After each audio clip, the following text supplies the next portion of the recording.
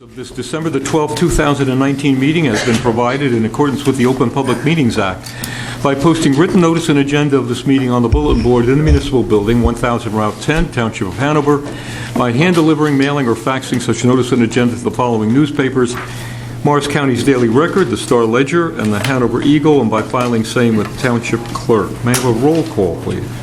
On roll call, Committeeman Gallagher. Here. Committeeman Faramasca. Here. Committeeman Mahalko. Here. Committeeman Cahill. Here. And Mayor Francioli. Here. 5 members in attendance. Okay. Can everyone in the back of the room hear this microphone? Yes. Is it coming through? All right, good. All right, very good. Would everyone please join me? Please stand for Pledge Allegiance to the flag. Remain standing for prayer afterwards. Thank you.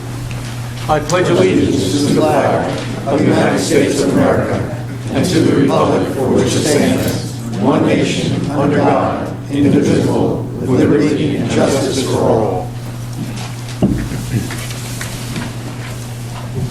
Almighty God, we ask that you bless this governing body with an abundance of wisdom and understanding, so that every deliberation will result in actions which will promote the common good and the general welfare for all of the people of Hanover Township. At this time, I'd like to also call for a moment of silence. I'd like to call for a moment of silence to memorialize the life of Detective Seal.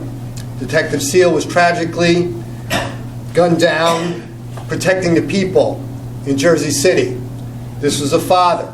This was a husband of 5. Please keep their family at this time in your prayers. They need it very much.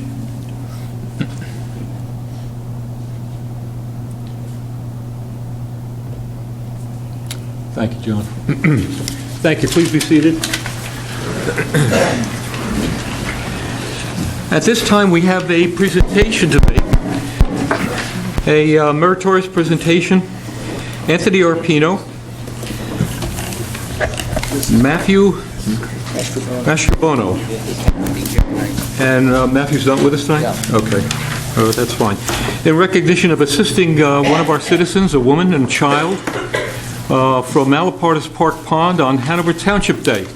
I had a very awkward event when enjoying the pond and using the paddle boats.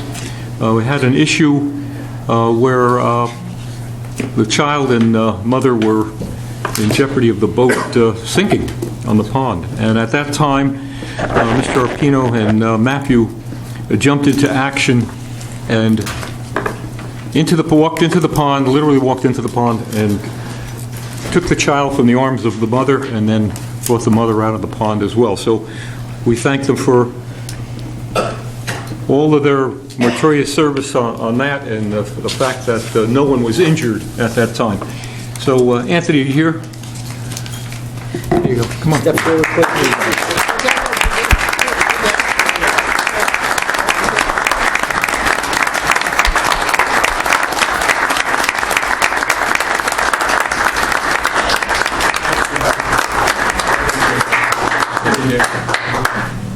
There you go. Very good. I'm sure you got home and changed your clothes immediately.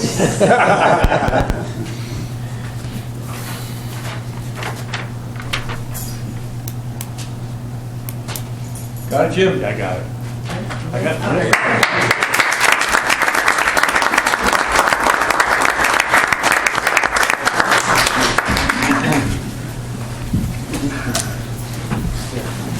Okay, thank you for that. That's not me. Rice Krispies. Maybe Yeah, we're going to go there. Okay, that's fine. All right, ladies and gentlemen, I know we have a great turnout from the public tonight on a presentation that you're going to hear shortly. But before we do that, what we're going to do is we're going to defer the meeting for a moment to our township attorney to give you a briefing as to where we are on the status of the township's affordable housing obligation.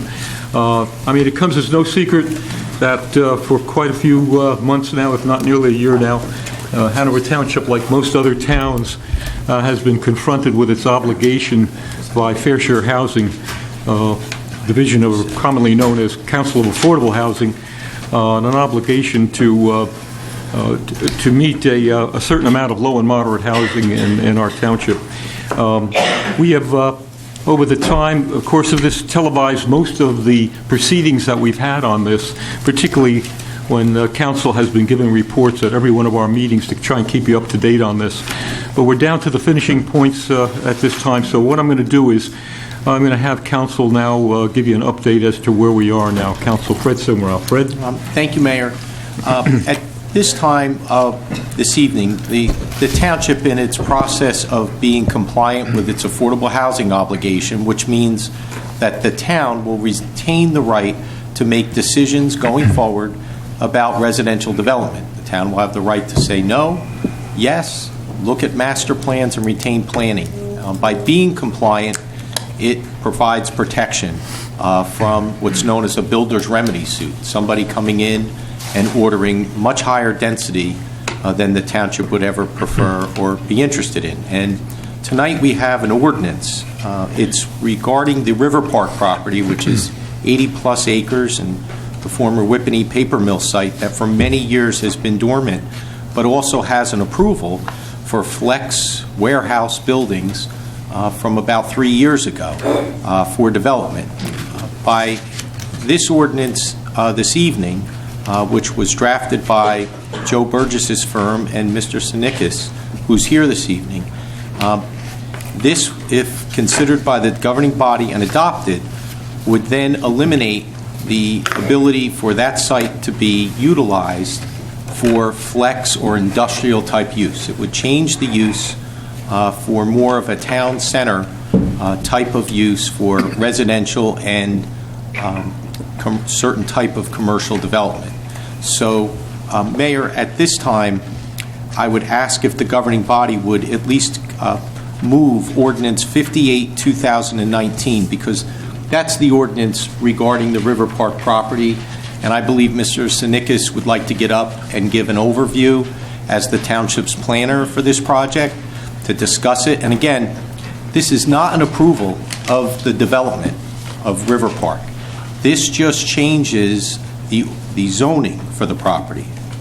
Down the road, if River Park, when they put together their application for development, like any other planning board hearing, there'll be notice, there'll be a public hearing, there'll be an opportunity to ask questions, to make sure things such as traffic, access, the setbacks, things of that nature, the public will have that benefit of a complete site plan application to go through that process.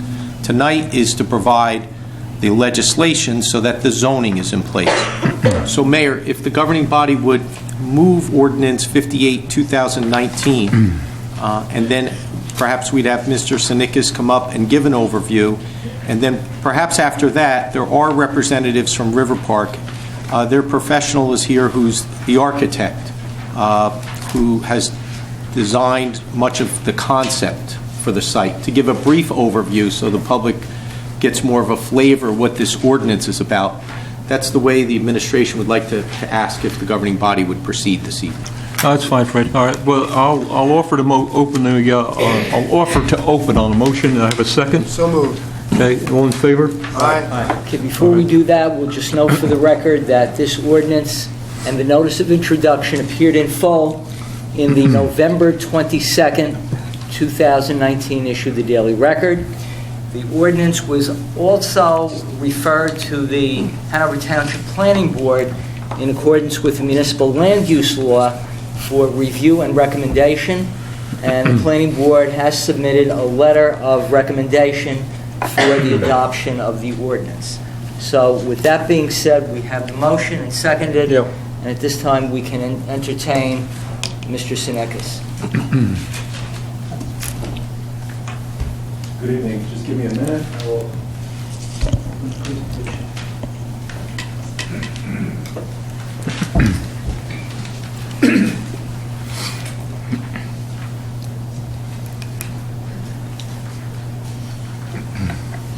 Just to face the audience so everybody can hear me okay. Excuse my back.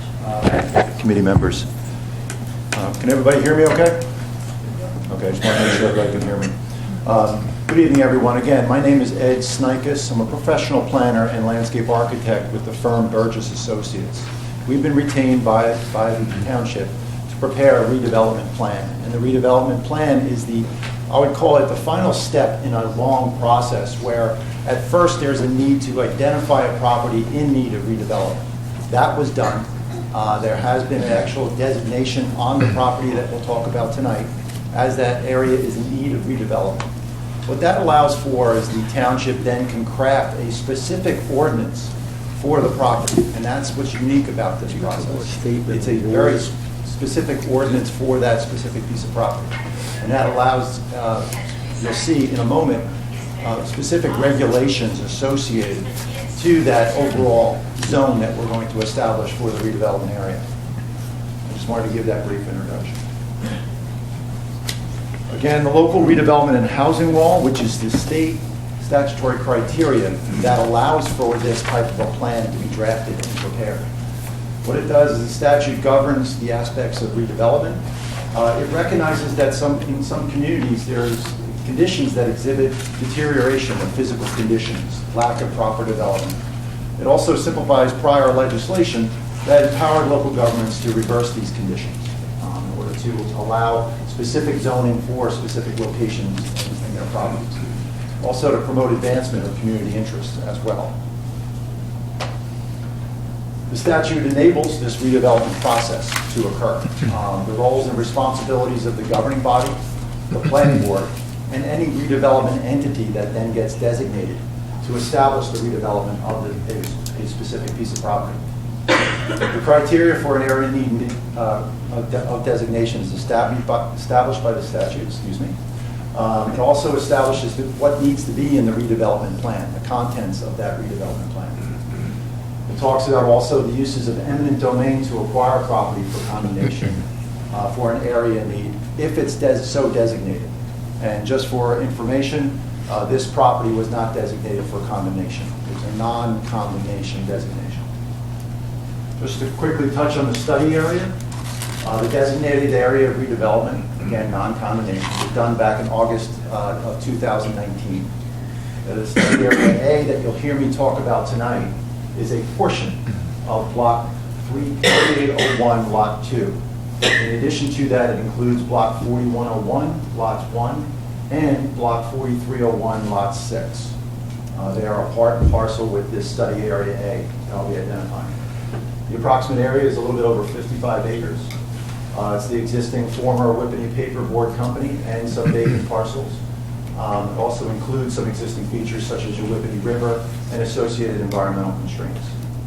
The site frontages of the area that's designated is Eden Lane and Parsippany Road that we'll be talking about tonight.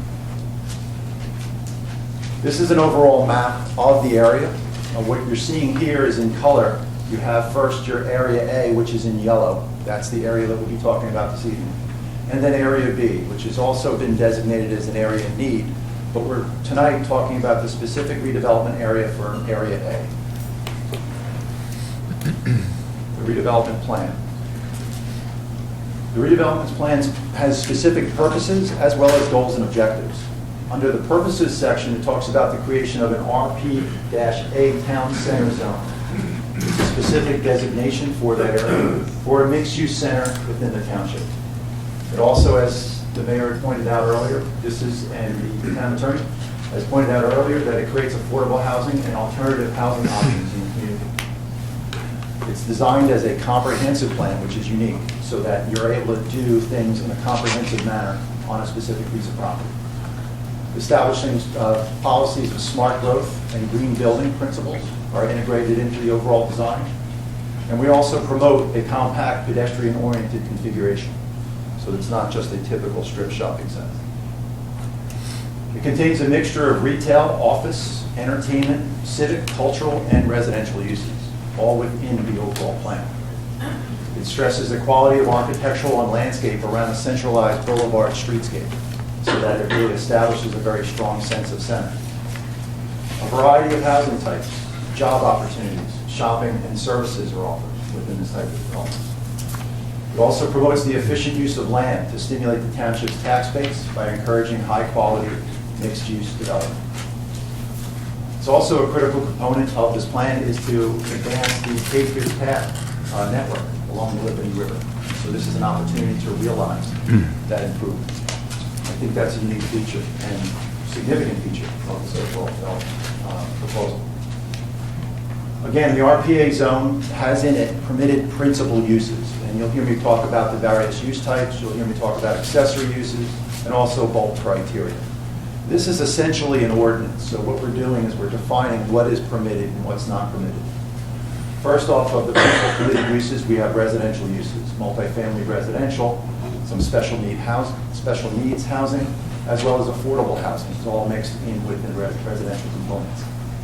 The non-residential uses that are permitted are civic facilities, retail establishments, arts, bank and financial, offices, restaurants and cafes, emergent care, indoor health and fitness clubs, extended stay hotel, outdoor markets, and live-work studios. And again, this is a sort of a broad brush of the specific uses. There are some other specific uses that are not listed here. I figured it's best to be in general form tonight. The conditional uses, there's one specific conditional use that's permitted is a child care center. So as you can imagine, as you're building a mixed-use community, you're going to want to have the option of a child care center as well. The permitted accessory uses, you have issues such as outdoor dining, communal outdoor recreation facilities, dry cleaning facilities for the services of a specific building, services and loading areas. And we're trying to be proactive and encourage electric vehicle public charging stations and the associated infrastructure. It's actually a requirement now as of recent legislation by the government. Again, additional bulk criteria. The minimum tract area for the development is 55 acres. The maximum multifamily units is 827 units maximum, and that's the non-affordable component. The affordable component is a minimum set aside of 140 units. Special needs is a minimum of 32 beds. And this was all brought up from the settlement agreement. All this was a formulation from the settlement agreement, which then informed the redevelopment plan. The maximum gross retail is 80,000 square feet. It also permits a hotel extended stay of 250 rooms maximum and 10,000 square feet of office. The setbacks, again, these are just generalized for the standpoint of tonight's presentation, but just to give you a feel for some of the setbacks. From Eden Lane, the building can't be any closer than 45 feet. From the Morris-Erie rail line, we have commercial setbacks of 5 feet, residential setbacks of 10 feet. Setbacks to other property lines is 20 feet. Building-to-building setbacks are also included within the criteria. Minimum building setback to an interior road is also established. We have separate setback requirements for special needs housing as well. An important feature of any ordinance is the amount of building coverage. We permit up to 60% building coverage. Also, the overall improved coverage, whether it be buildings and impervious surfaces, is 75%. So 25% of that area is to be retained as open space. Maximum stories. Hotel extended stay uses are permitted at 7 stories, 94 feet. Buildings 2 through 8, and they're numbered on a proposed site plan and a concept plan that's part of the redevelopment plan, are permitted to be 6 stories, 76 feet. Buildings number 1, which is between Eden Lane and the Whippany River, is a maximum of 4 stories, 54 feet. The special needs housing is identified at 3 stories, 36 feet. We have specific parking criteria also associated with the development. And this is to recognize the multi-use type of facility that it is. What we're realizing and crafting in many of our ordinances throughout New Jersey is the need for mixed use or sharing of parking spaces. This whole standard of parking has been established considering that mixed use aspect of the facility. Because you will get some sharing of the parking, so we're not building large parking lots that are not going to be used. And you can see the specific criteria there. And again, shared parking is permitted. We have specific parking structure requirements. That is something that's being contemplated in the overall plan that you'll see tonight. But yet they have to be screened by principal buildings, so they're wrapped with other building uses, or they're screened with specific criteria so that they're screened from view. We also have pretty significant, I would call, design standards within the ordinances. And those design standards call for building form and mass criteria, specific architectural character criteria, green design where it's encouraged, also streetscape design. What I mean by streetscape is sidewalks, streetlights, benches, gathering areas and gathering spaces. Landscaping and lighting are all specific criteria, as well as open space design standards, and the requirements that they construct the Patriots Path to the county specifications.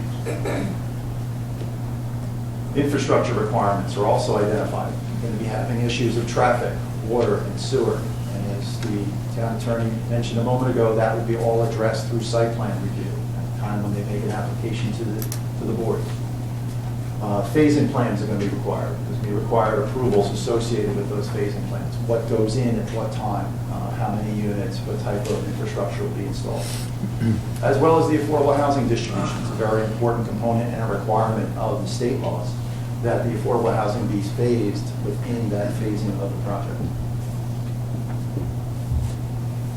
Some of the other requirements of a redevelopment plan is that you also have to tie in any of the recommendations and criteria to any of your local planning objectives. And they're really driven from your master plan. There are several components of your master plan that we've identified in the report. One is the land use plan amendment of 2004, where a number of those objectives are being furthered. The open space and recreation plan of 2013, which recommended the Patriots Path connection and continued development. That's being promoted. Municipal stormwater management plan of 2005. That is also being incorporated into the standards of what stormwater management could be needed for the property. The circulation plan, where again, the pedestrian paths and pedestrian linkages. And the master plan re-examination recently adopted and land use plan amendment in 2019. Again, all those things promote consistency with the housing plan element and consistency with the land use plan.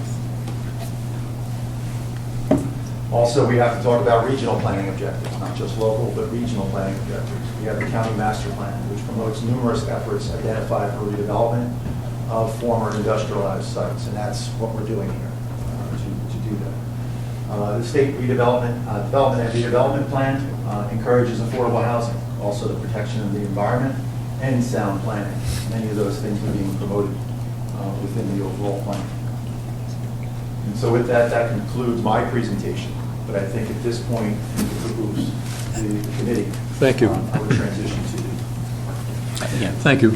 Yeah, Mayor, I would at this time, just to complete the presentation, we've asked a representative from River Park, the property owner, in this case, Fran Reiner, who I believe is the architect for the project, just to come up and give some of the more specific or details to what they foresee this to ever look like. And again, there'll be a planning board site plan application somewhere down the road. This is a step along the way, but we thought it'd be important just to share what the eventuality may look like.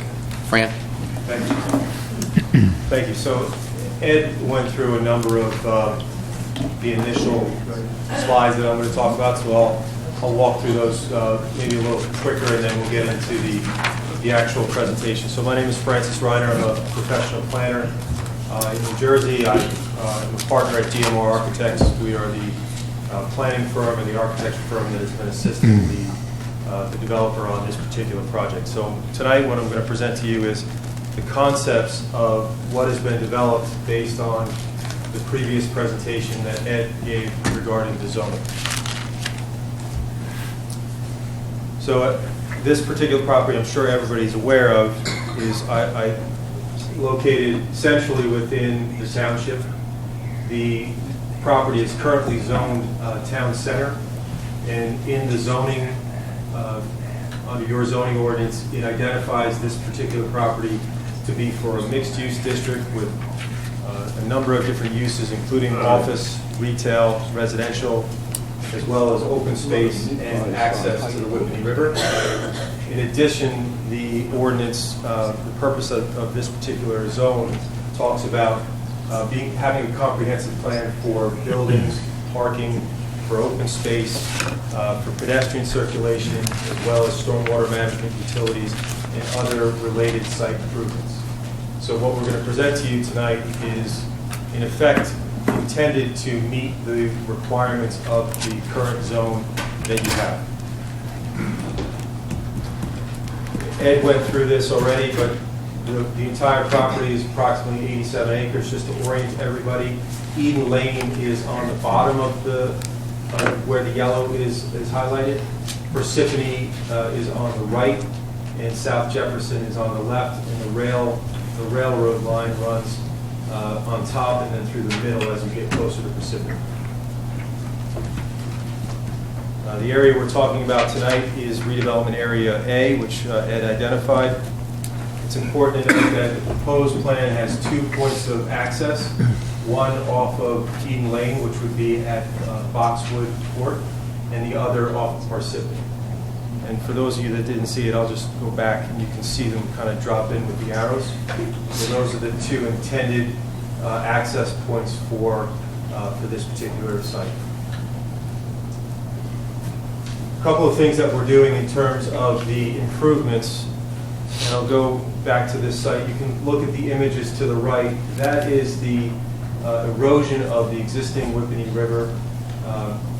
And part of what we're going to be doing, one of the first things we're going to be doing as an improvement is to stabilize that embankment and to ensure that future erosion doesn't continue. On the bottom right, you can see there's actually a person in that image. So you can see the size of the erosion that has occurred over the last few years along that embankment. So part of what we're going to be doing is to improve that and to ensure the embankment no longer erodes.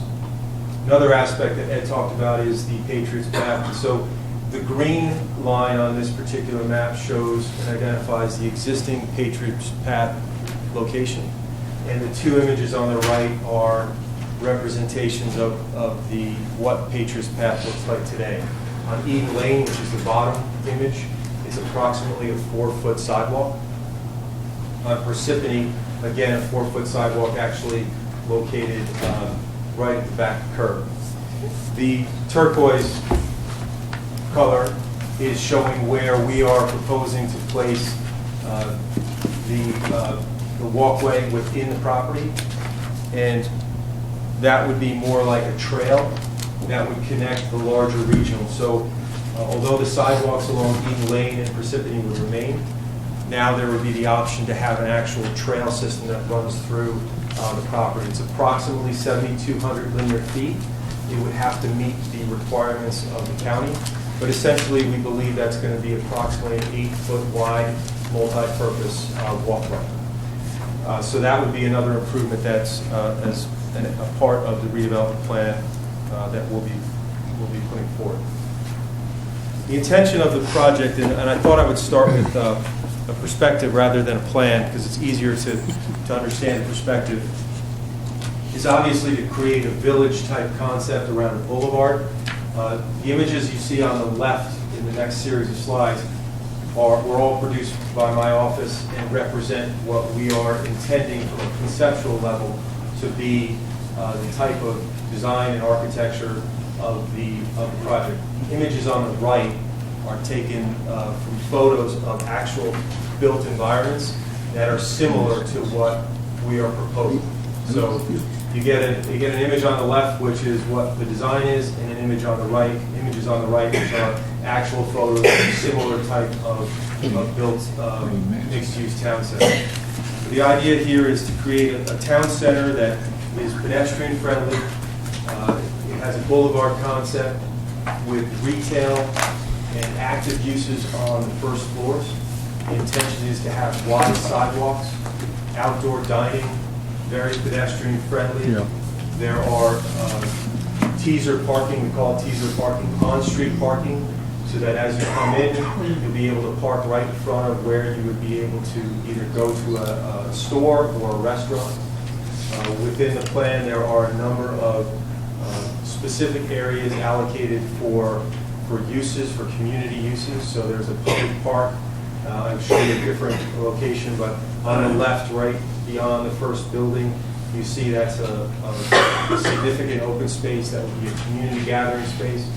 At the far end, there's a roundabout, and there's another public plaza. We'll show you some images there. But The intention is to create a very community-oriented type of town center for not only the residents that would be as a part of this particular development, but the retail and the restaurants would be for the greater community. To orient you, the image, so again, Eden Lane is on the bottom, Parsippany is on the right, and South Jefferson would be further over on the left, so we're just showing you Area A here. The colors are, the red represents retail, so you can see the retail lines the street, so it means that there's active uses along the retail. The purple represents potential hotel. There's ability to do 250 hotel rooms. We've actually allocated that in 2 different locations. They're intended to be extended stay type of hotels that would support the existing corporate office buildings that are in and around the area. The blue represents residential on the first floor, so these would typically be lobbies. The design of the plans are to have the parking behind all the retail so that when you're on the boulevard, you would not be able to see any of the parking. Parking is typically 2 levels, which means the retail that fronts the parking will be 2 levels. So the retail spaces are going to be extraordinarily high, anywhere from 18 to 25 plus feet.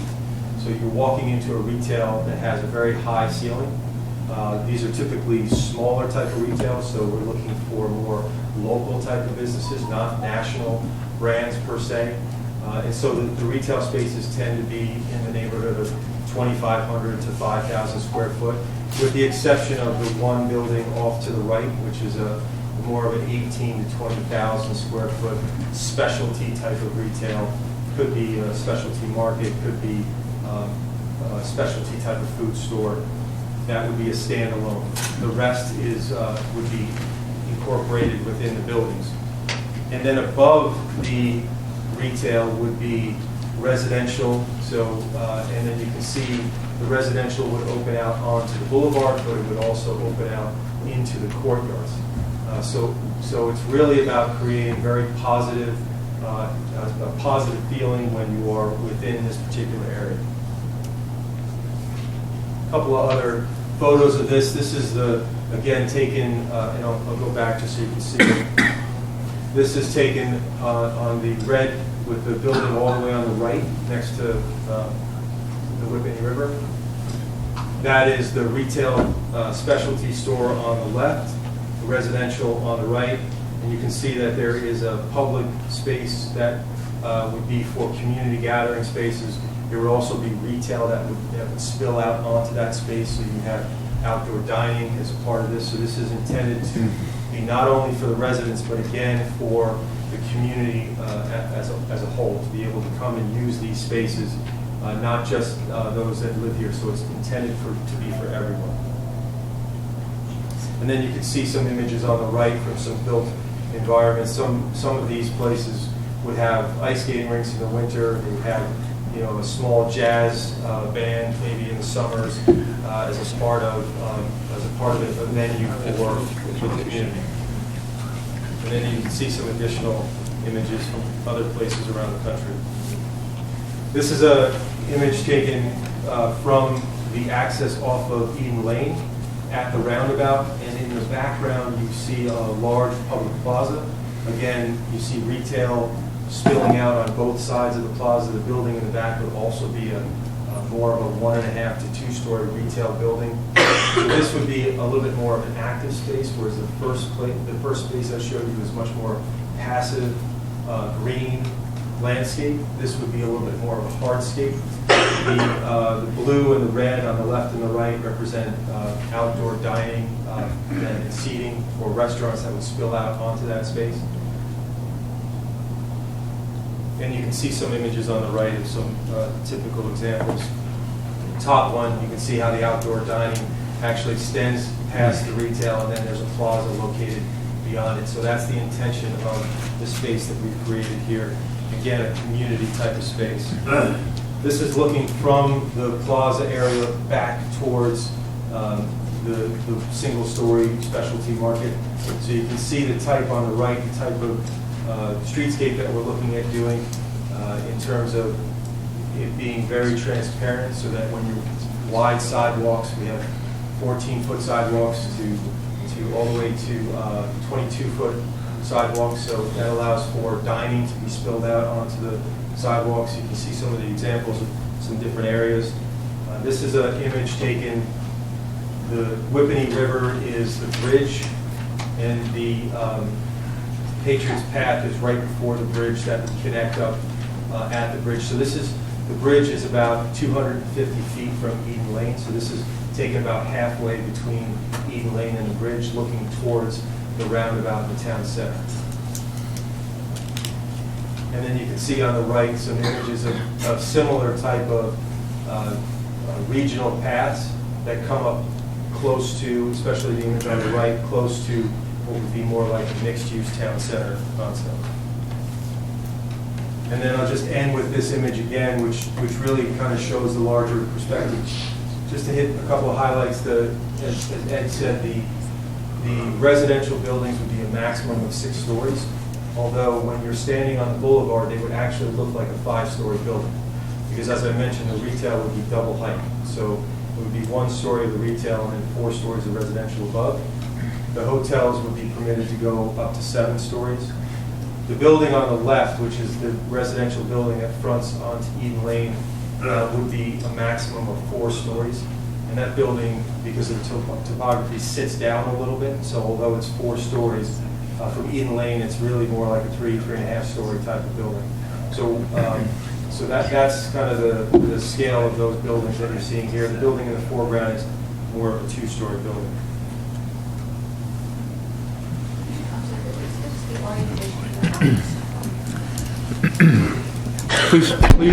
Please hold your comments for a second. Go ahead.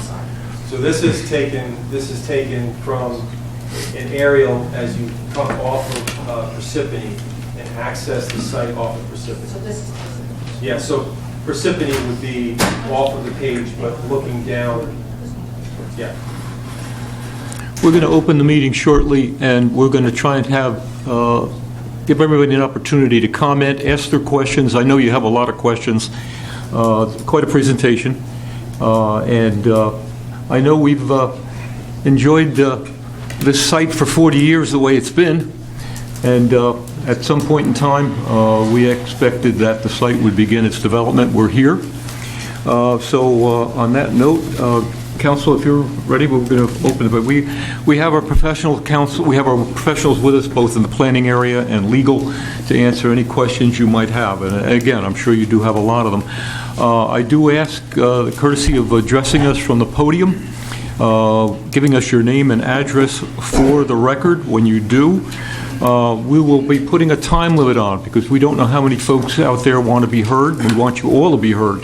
So we will have a 4-minute time limit. If you'd cooperate with that, that would be fine too.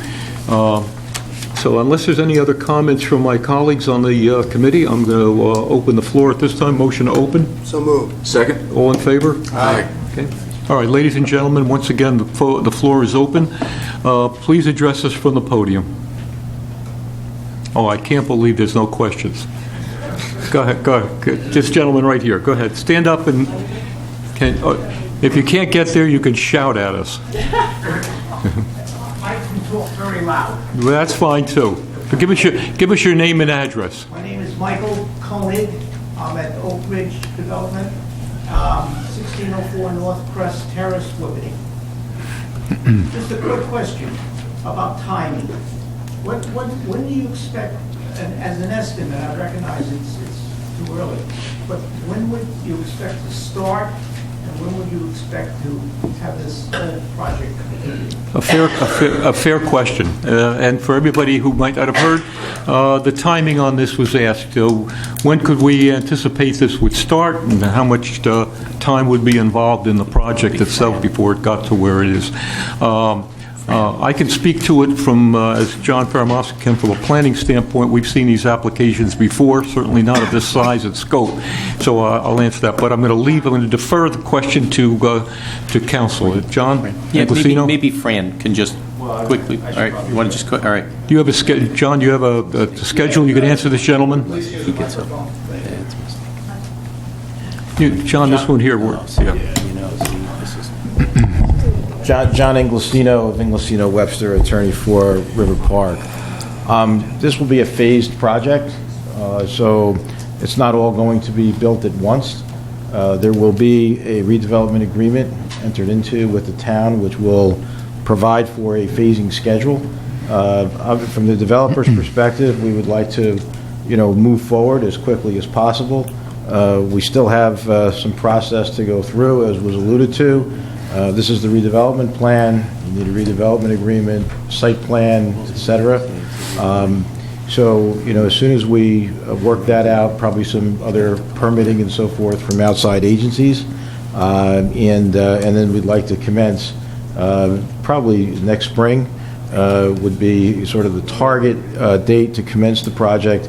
But it's not all going to be built at one time. It's going to be broken down into phases so that the project can be absorbed. I will say that a lot of the infrastructure to the project will be built up front, so that's a lot of upfront cost, but we felt that was important, and I know the town has insisted on that as well, so we're going to do that. It's going to take several years. Well, John, to be more specific, when you say spring, what point in spring, this spring? Well, you want to break ground in spring? The target would be to break ground sometime, next spring or summer. But that's going to be subject to the process. So that's what the plan is at the moment. The site's been remediated to could be delayed. Site's been remediated environmentally. We're in good shape. The property owner has taken good care of the property over the years and has remediated it over a long period of time. So we don't have any existing structures are going to be demised. Taken existing down. Structures will be demised. Yes. Does that help your question on phasing, sir? Thank you. Thank you. This gentleman right here in the front. Me? Yeah, right to the podium, please. Be patient with us. We'll get to everyone. Thank you. Robert Russell, 13 Llewellyn Court, Whippany. So you mentioned infrastructure improvements. I'd like to understand, when you use the term infrastructure, does that include the roads around the perimeter, the drainage from the site, any improvements to the drainage downstream? I live in an area where I can't drive on Friday nights or other nights because of the traffic being at a standstill. That's today. There's nobody living on that site. So the existing road system is not adequate today. When you say infrastructure, you have to go outside of the property, and I don't know what you're going to do. So can you explain what your intentions are for outside of your property? Sure. First of all, with regard to infrastructure, I am referring to the interior of the site, as well as the remediation for the embankment and the erosion issue that you saw in the slides, which we feel is very, very important. And I can tell you that your town government is insisting that we do that up front. So we're going to do that up front right at the beginning of the project. In terms of traffic issues, we're going to have to come before the planning board for site plan approval. And as any of you know who have attended site plan applications in the past, we're going to be required to submit a full traffic report. That will be reviewed by the board's traffic professionals. There'll be testimony, et cetera. So we're going to have to demonstrate that the traffic works on the site. We understand there will likely be signalization at the intersection on Parsippany Road getting into the site. If there are the warrants on Eden Lane, we're certainly open to signalization there if we're able to do that. Left-hand turn lanes, et cetera. So there will be traffic measures that will have to be taken both interior to the site and adjoining the site for ingress and egress, and that will all be proposed and approved and vetted when we get to the site plan process. That does not address the issue of the volume of traffic. Signals do not change the volume of traffic. They just stop and start the traffic. I'm asking about the volume of traffic. I'm Well- asking about the volume of water that will run off the site. That's my question. Sure. 1 and 2. Sure. Well, with regard to the water running off the site, we will have to comply with the New Jersey Department of Environmental Protection rules, which require no net runoff from the site. So we are going to, I think, you will find at the planning board level, actually improve off-site drainage from the site, but we will comply with the state regulations. Again, with regard to traffic, Can you give me more details on how you're going to improve? Because if- I'm not an engineer. What I'm telling you is Well, that, you made a statement you're going to improve it, so. well, we're going to have to comply. What I said was, we're going to have to comply with the New Jersey Department of Environmental rules with regard to stormwater runoff, and we will comply with those rules. I'm not an engineer. I'm not here to give you expert testimony on how to do that, and I can't tell you how, because I'm not an engineer and we're not here for site plan approval, but I can tell you that we will comply with the rules. In regards to traffic, again, we will provide the traffic testimony. I can't tell you that there are going to be fewer cars. There's going to be a development there. There will be more cars, but we will have to provide the traffic testimony and meet the applicable standards when we come before the planning board, and we will do that with our experts. So you don't have an answer about traffic, other than saying because it's. I've given you the only answer I can give you. You know. You know. Okay, I understand you don't have any answers. All right, we'll take some additional, let me say this, this is not a planning board application, far from it, this is a concept. Much work has to be done. Regarding your question, very valid. Thank you. Extremely valid, and will probably be, will more than likely be the focal point of this application as to how they're going to manage traffic, not just on the site, off the site in the areas. In the past, we've assigned a percentage of improvement off the site that this landowner has contributed to, and we'll revisit that as well. They're going to provide traffic reports and traffic studies. If we're not satisfied with their experts, I guarantee you they're going to be paying for experts that will be hired by the township. Traffic has not been managed correctly to date. Yeah. And this only enhances the problem. Yeah, yeah. You're not going to get disagreement, but we've got to, the only word I can use is that under the circumstances, we're going to have to find a way to manage it. That's exactly where I am right now. That's not an answer for you, okay? Someone else had a question in the, this gentleman way in the back. Yes, Bill Miller. Please come to the podium.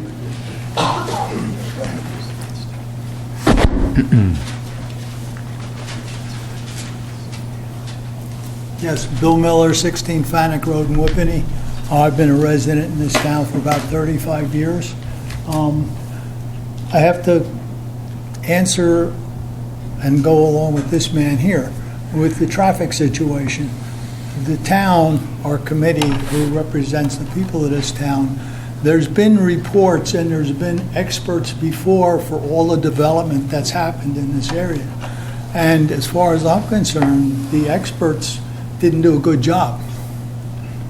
I can't pull out of my street sometimes because the traffic is backed all the way down the road at this light right out here at the corner. We're putting in a huge development. It's going to have a huge impact in this town. It looks beautiful. And does the town need something like that? It would be an asset. There's no, it's impressive. But then we got to get back down to the people that live in this town and how our lives are going to be impacted by what's happening here. And I have a problem with that. And I know many people, and I talk to many people in the town, all have a problem with that. It's not going to get better. The experts have failed, and I can prove it every day of the week, standing an expert in this town. We have a problem. And then you're talking all houses there, how many cars? They're showing 2 cars per house. How many does that amount to? How many hundreds and hundreds of cars, additional cars? And then how many children move into areas like that? Our high school has 800 kids. Can it stand 1,400 kids or 1,200 kids? And what kind of change are we going to have to make there to our high school and our elementary schools? Our fire department. We have half a fire department at this point. All of these impacts have to be looked at. There's no You question about it. gentlemen- The school impacts, fire company, infrastructure, et cetera. Well, you gentlemen are residents of this town the same as I am. And when you talk experts, they didn't do it. So please, let's look out for this town, because the character of this town, I like the way it is now. And I'm not happy with everything here, but it's a good town. You guys do a good job, but I don't want to see a change, not to have, because that's not the residents of the town, that's all outsiders coming in from someplace else. That's all contractors developing a good, big thing. That they benefit from it, but how about us? What happens to my community that I have children growing up in? And I think I echo a lot of thoughts in this room, and we can fill this place 5 times over if we have to. Thank you. And thank you. Thank you.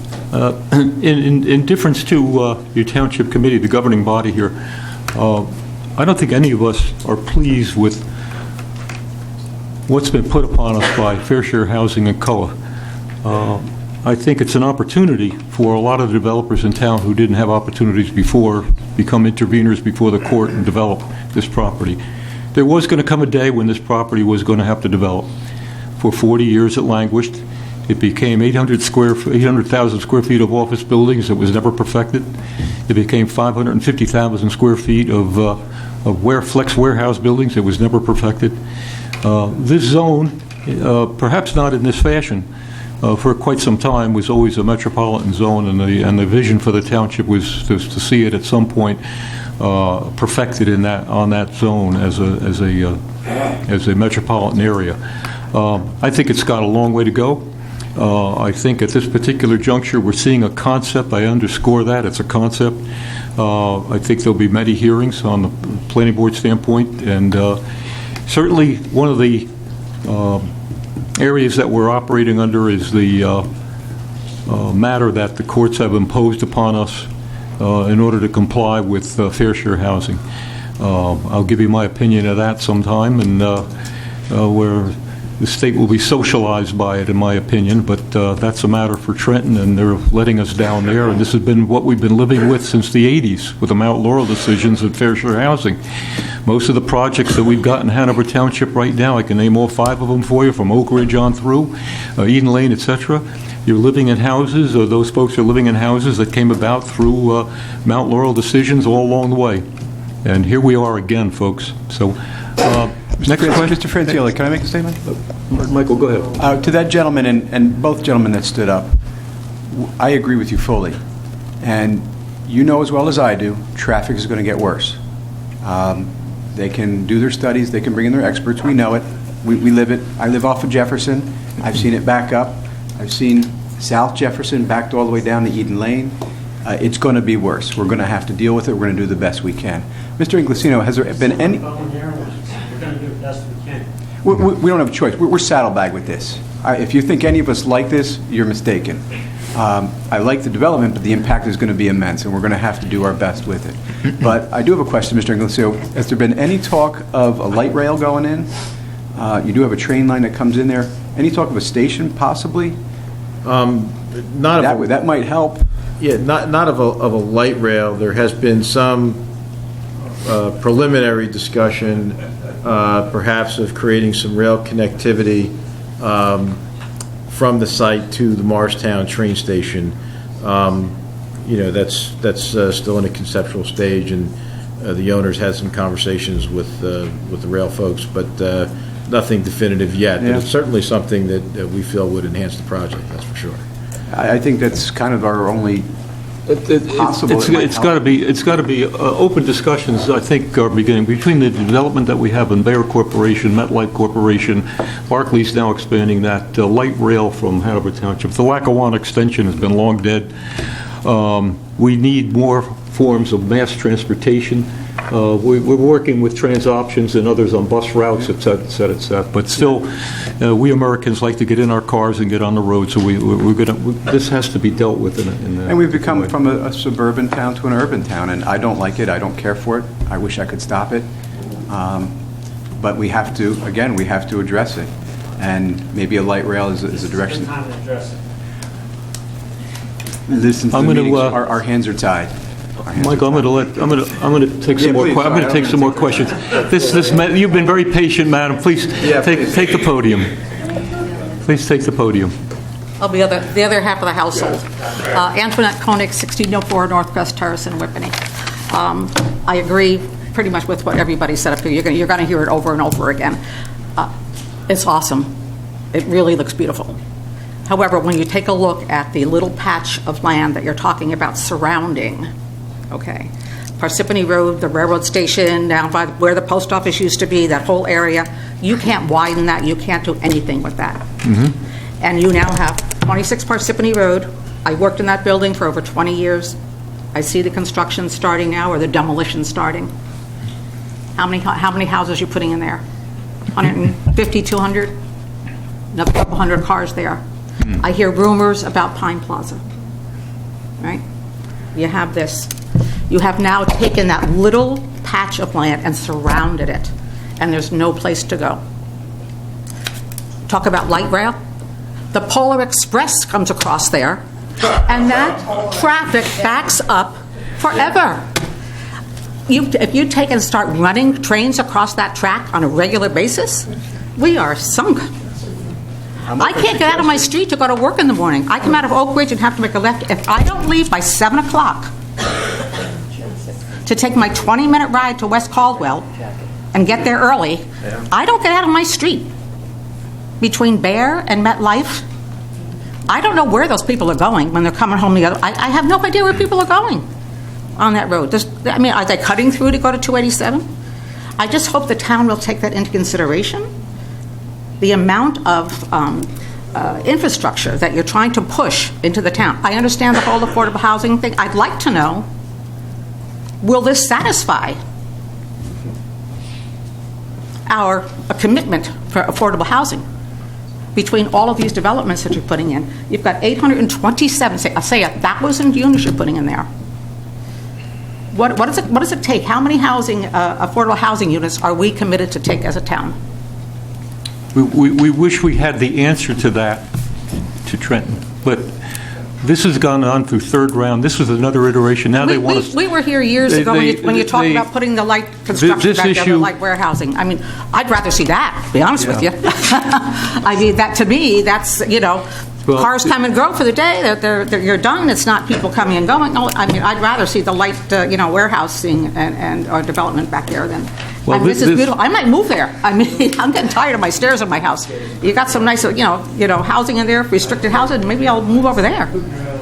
But it's just, I don't know how you're going to manage, the traffic and the number of people that you're introducing into that tiny little spot. Excuse me, could we have one conversation, please? This poor lady's been waiting. No, I'm just talking about, when you talk about the intersection of Parsippany Road, Reynolds Avenue, Old Mount Pleasant Avenue, that used to be Route 10. When I was a kid, we used to travel that road all the time up the way to, like the PACON, and you see what they had to do to relieve the traffic on that. You guys need a bypass. That's what you need. Forget it. I mean, I understand. Light rail, I get it. I understand that. Do something. But people still have to they're still going to live there. It'll help them get there to where they're going somewhere else. If they work in Newark or Morristown or wherever it is, might make it easy for them. But it's not going to solve the problem here. My other concern is, I have seen other developments like this. Livingston Town Center. I don't think it's so successful. Pine Plaza's empty. By design, I don't know. That's the rumor I hear. They're kicking people out so they can redevelop it. Malls are dying. Are people really going to, is it going to be successful? I'd like to know what the rate of success is in this type of development in other areas. Do people go to the restaurants? Are little shops successful? Are local businesses successful? I mean, does anybody have an answer to that? Maybe some of the planners that have done this before? What's the success of some of these types of areas? All I can say is they keep building them. They keep building them. Half of them are empty. The stores up in Livingston Pine Town Plaza, Center like have you said, turned Pine Plaza, over and we- over. Those restaurants have come and gone out of there. I know you're going to hear the same thing, I'm assuming, from lots of other people here. We're very concerned about how this is going to impact the town. We moved here from Livingston. We loved moving across the river into a little bit more suburban type of area. It's been great for us. We've been here for, since 1996, whatever that time, 23 years. Loved it. I think it's great. I mean, now to everybody else's comments, you're turning it into something else. It's not going to be the town we moved into. Thank you. This is a sidebar comment. Your comments are truly taken to heart, and with what's going on in traffic. I use an expression sometimes with the Township Committee, it's good to get perspective by looking backwards to go forward. And at one time, we had 4,000 employees over at the AT&T site at Bell. We have just about over half of that now, maybe. 2,400 at Bayer, another 800 at MetLife. My point is this, that while Hanover is doing its share, it's also being impacted regionally. There's no doubt in my mind that Florham Park, Madison, East Hanover, and that traffic is coming to our highways. I tell people, 3:30, stand at Cedar Knolls Road and Jefferson Road and tell me where the traffic's coming from. It's not coming from your town. It's coming in through your town, transitioning our town, going to the highways. Can we deal with that? Look, Deputy Mayor Faramasca and I have been down in Trenton and down at the League of Municipalities Conference shouting to high heaven about regional solutions on traffic in this area. Unless we towns come together and try and work harmoniously to solutions, and be it light rail or be it other types of transportation, helicopters, we're not going to resolve this problem. We're going to be tormented by it. I agree with you. I'd like to give more people an opportunity to speak. This gentleman in the blue. Right here. Sure. Yes, Yeah. please. Has an interpreter that'll be with him. Hello, everyone. My name is John Kovayan. I'm at 2604 Cortland Lane, here in Whippany.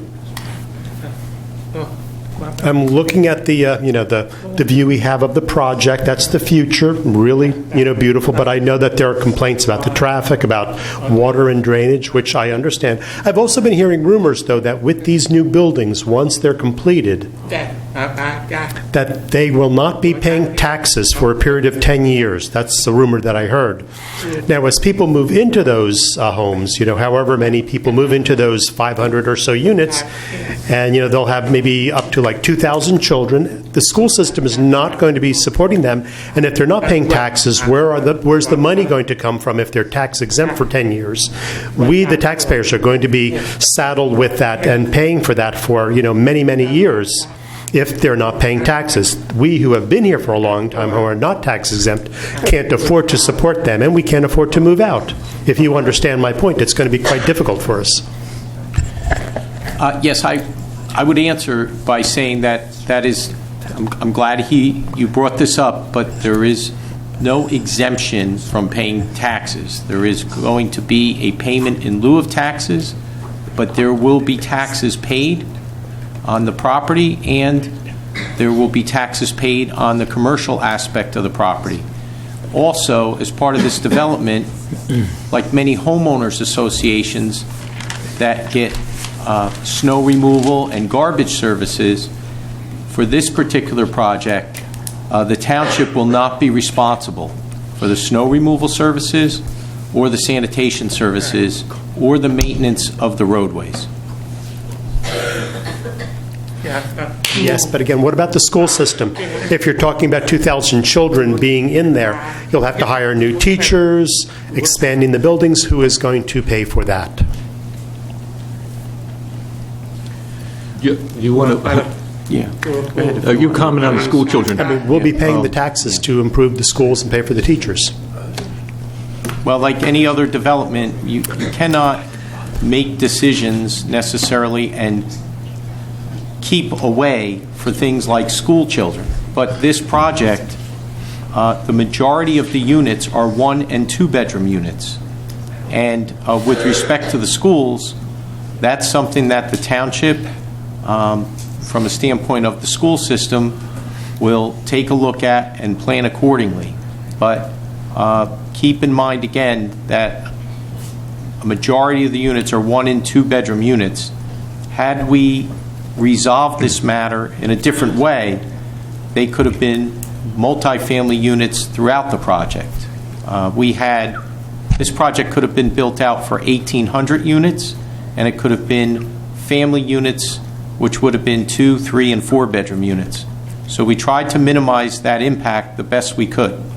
But certainly down the road, there'll be coordination with the schools about what the actual impact would be. I'm sure at some point there will be a study to prepare for whatever that change is, but we're hoping that to some extent it's minimized by the fact that there are a very high number of 1- and 2-bedroom units. I believe over 85% are 1- or 2-bedroom units.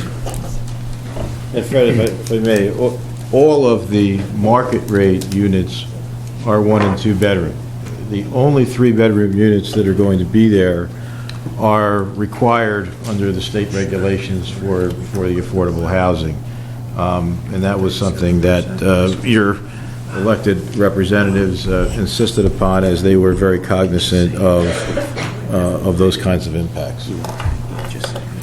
And I think also with respect to the taxes that are paid, there was action taken by the governing body in anticipation of that with respect to not only the local school, but the regional school district. Yes. Ron, can I say something? Absolutely, yeah. Committeeman Gallagher. You know, what we did is we looked at the pilot and the philosophy behind it, and the fact that the governing body had so much authority over how that money is spent. So we are the first governing body that took that pilot and broke it up and distributed the money the same way as real tax comes in. The district, high school district wouldn't have been affected, but the K through 8 gets 37%. With our pilot, 37% is going to go to the K through 8. We put the fire in there. So we were very careful on taking that money and not leaving a decision to a future governing body to hope they divided it up the right way. So we put into law in this town how that money is going to be divided up, not to leave our schools high and dry, because like everyone else up here, we moved here for the schools. My mother taught in the school system for 30 years. So we were very careful on how we handled that pilot money too. So, and like Fred said, there's going to be a lot of tax money coming from the retail and other portions of this business. So, as Mr. Mahalko said, we're doing the absolute best we can with what we were handed. But as far as the pilot money, I'm very comfortable with the way we're breaking it up. And for future governing bodies, at least we're in a much, much better place. I think, to add to that, I think that River Park would say at the time of their application to the planning board that they are targeting what they would call bookenders. You know, people that are at the later stages of their lives for retirement or early on in the development of, before their family years. So those start-out type families. So that would be the bookenders that they're looking at on the 1- and 2-bedrooms as rental units. But I won't speak for them any further. But I just wanted to give you a little bit of background as to what we've experienced.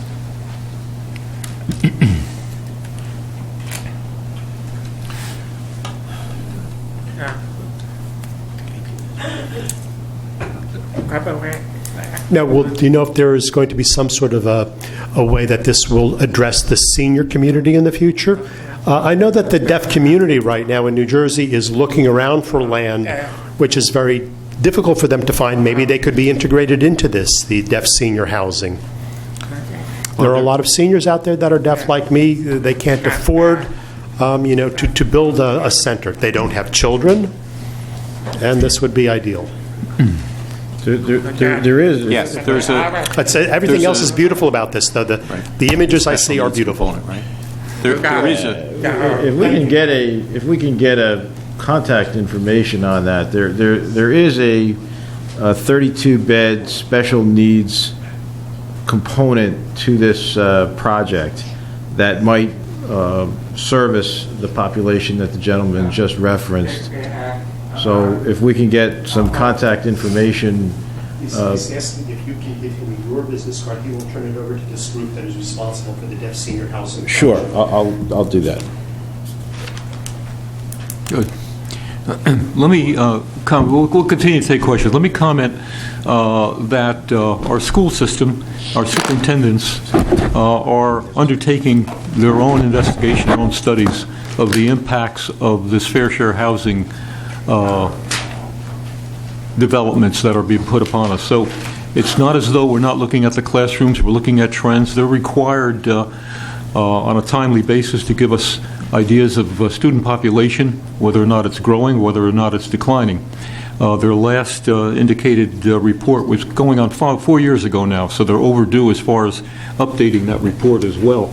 But it did show, and it does prove out, that the current population for our school children, for various reasons, is declining.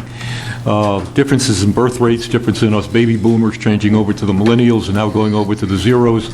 So that's making a difference in the trend. Will it be made up by most of this housing over here? I'm quite confident that this is going to bring it back up in level. But I can assure you, we have members of our township governing body here, including Mr. Gallagher, Mr. Cahill, that are liaisons to our school system and that are watching this situation very closely as well, working with them, doing the best we can do. Let me say, too, and Fred alluded to it, the demographics that are going to find, we think, this particular project appealing are going to be young couples without children who are just starting out, moving to the area that we think are going to find this type of housing very attractive. They have in the luxury rental market. These are folks who, once they like a community, they're the ones who are likely to buy your homes at some point. The other major demographic are empty nesters, folks who have raised their families. Maybe they want to have a house down south for most of the year, take advantage of no taxes in Florida, but maybe want a place to be up here in the nice weather to connect with family and friends, go to their own doctors and so forth, and enjoy New Jersey during those months and not have to pay the taxes, and maybe can't afford two homes.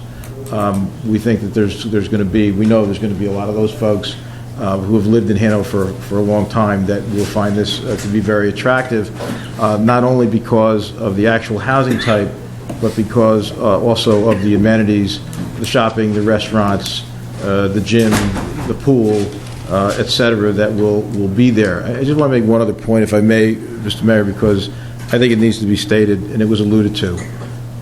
Hanover Township was really victimized by the state in the sense that you had, I think, the second highest affordable housing obligation of any town in Morris County. That's the price you pay for being a terrific and successful municipality. And that's an unfortunate fact. I think Fred had alluded to the fact that there could have been 1,800 units built on this property without any commercial component whatsoever. And I believe that had the developer pushed that as a matter of right in the courts, it probably would have had that result. But we sat down and we talked with your town, and your elected officials were very insistent that there has to be something in it for Hanover Township. You can't just come in here and build 1,800 units or 2,000 units and think that that's what you're going to do with that property. So we had a discussion, several discussions and negotiations regarding, yes, there's a residential component that Hanover stuck with. You know all about that. But what else can be done that would provide a benefit to the community? Hanover Township is a great town. It doesn't have a downtown per se. There has been a resurgence, as Fran knows, because he's worked in many downtown areas in the state. there has been a resurgence of the downtown throughout New Jersey, and I think that there's an effort to try to create that, and to create that sense of place in Hanover Township. You see that in this project not only in terms of the boulevard streets, but you also see it in terms of the public spaces that have been created, and as Fran alluded to, not just for the residents who live there, but for the public. This is designed and intended to be a place that Hanover Township can take pride in over time as its downtown and as a central and focal point of the community, not only for restaurants and retail opportunities, but for cultural and municipal events that can take place in these public spaces. Your elected officials were adamant that we provide, that kind of community benefit. And in working with the developer and the ownership, they decided that that would be the best course of action. And so we understand there are going to be impacts. We're going to work as hard as we can to mitigate those impacts. But understand that the impacts could have been much more. And when you have people that are living, particularly low-income people who maybe don't have cars, where there are employment opportunities within the center, we think that's a healthy thing societally. We think that's also a good thing in terms of mitigating impacts. It doesn't mean there aren't going to be any impacts. We know there are going to be. We heard about that tonight. We appreciate that. We're going to do everything we can to address those impacts. But I wanted to make those points because your elected officials really did work very hard and were very direct with us in terms of if there's going to be a significant development on this site, but there has to be something significant in it for Hanover. And we heard that message, and this is the result of that effort. And we're very happy to hear that folks react to the project in terms of thinking it's beautiful. We do too. And we're going to have our commitment that we're going to work with you and with your elected officials and professionals, to mitigate these impacts that we're aware of, we're hearing about tonight, and move forward together. Thank you, John. Floor remains open. Tom?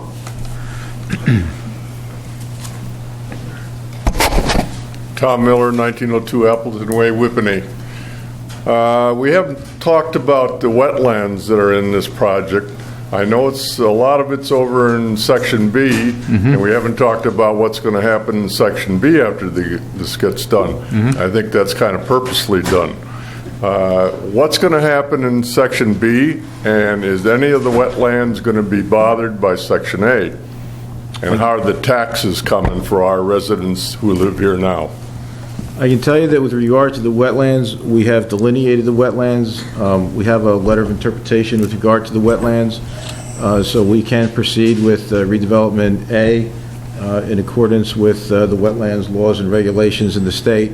And, with regard to Area B, I don't really have anything to say about that. That's a source of future discussions. There's always a future plan for B.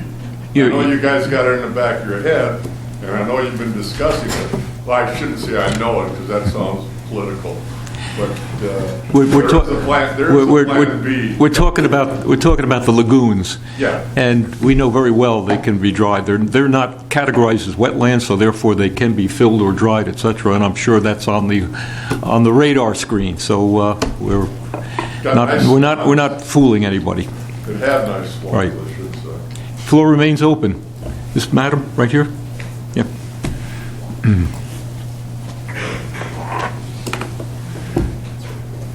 Mary Jo Sankier, 3803 Boxwood Court. I share everybody's sentiment. Mr. Gallagher, both of my children were educated by your mom. We too came to Hanover Township for the schools. I am a member of every population you have spoken about. I live in affordable housing. I have a 3-bedroom unit because I have a son and a daughter. That's how that law came about. I am a school bus driver, therefore that makes me an authority on traffic. And I will tell you, from my home on Boxwood Court to Hanover Park High School in the morning takes 7 minutes. I leave before 6 o'clock. My ride home takes from 30 to 45 minutes, and I can't tell you how many small businesses are hurt by the traffic, because if I get home and realize I have forgotten something, I do without, rather than get back out. We'll just modify what we're having for dinner.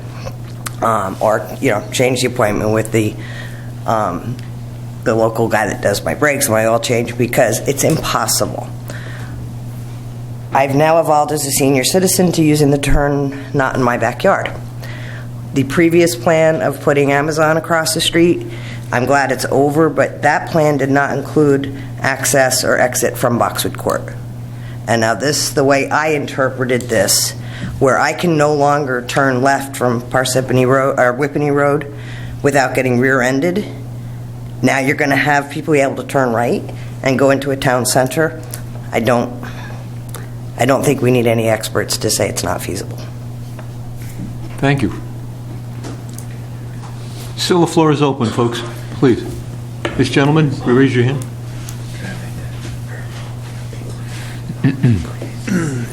My name is Kenneth Hauser. I live at 2006 Vermont Terrace, also in the Oak Ridge Townhomes.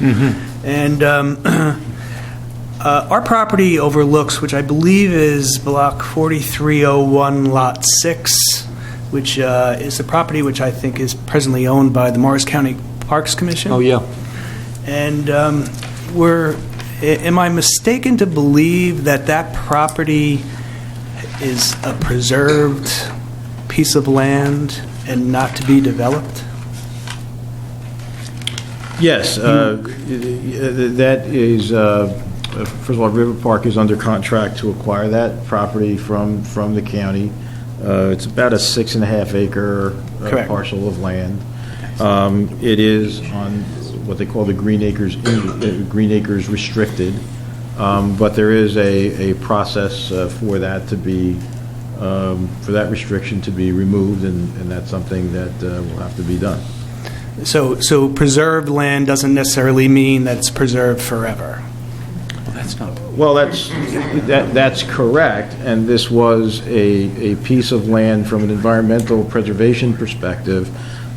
This was a piece of property that was essentially acquired for nothing by the county, but what is going to happen in terms of, from an environmental standpoint, a preservation standpoint, as you heard, there will be a path, a trail that will be created of about 7,200 linear feet throughout the property that will be available to the public, which we know is going to be a really, really nice space, is going to connect Patriots Path and provide people the ability to walk from South Jefferson all the way through the site and out to Parsippany Road. And that is something that the county is insisting upon. When the county sort of acquires these sort of small parcels here and there, they do so with the eye that maybe someday that could turn into a path or a larger open space, piece of property that would have some value. This was just sort of a small arbitrary piece that doesn't serve any environmental, And I want to just add, Mr. Hauser, Yes. one thing that's important is that property is in need of stabilization. And for a while, we tried to get the county, who had the open space ownership of the property, to take care of the remediation. And that didn't occur. So one of the things that happened here was, before any building permit could be issued for this development, when it goes forward, this stabilization has to be complete. Otherwise, there's no building permits. And that's in our agreement because of the concern that we had for the state of the property and even the surrounding neighbors with respect to what was needed to be done there for the remediation. Okay. Well, I'm also on the board of Oak Ridge, and we had some conversations with the county several years ago about stabilizing that embankment, and they kind of laughed at us, and they weren't doing anything with it.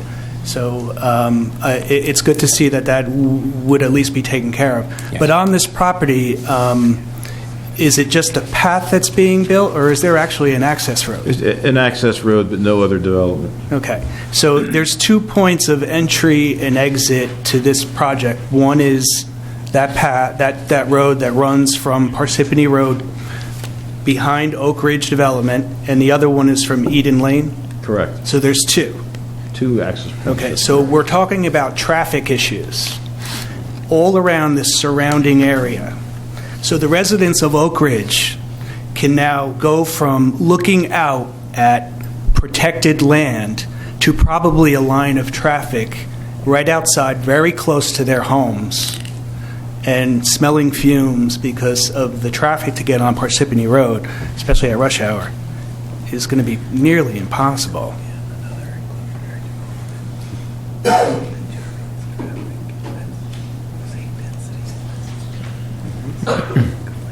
It looks like that road is going to be very close to our property line.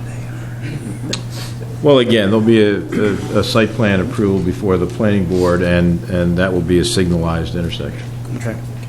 That's drastically going to change the home ownership in Oak Ridge, and I have a big concern with that. The traffic is going to be a big problem. So I really do wish that you would take that under consideration. The project itself, I have to say, it looks beautiful, but everybody's mentioned the traffic, and I can't disagree with them. Thank you. What is the present condition of that bank? Erosion? Yeah, I think we saw that picture. I think it's representative. Pretty bad. Yeah, it is. Ladies and gentlemen, the floor remains open. Gentleman just raised his hand.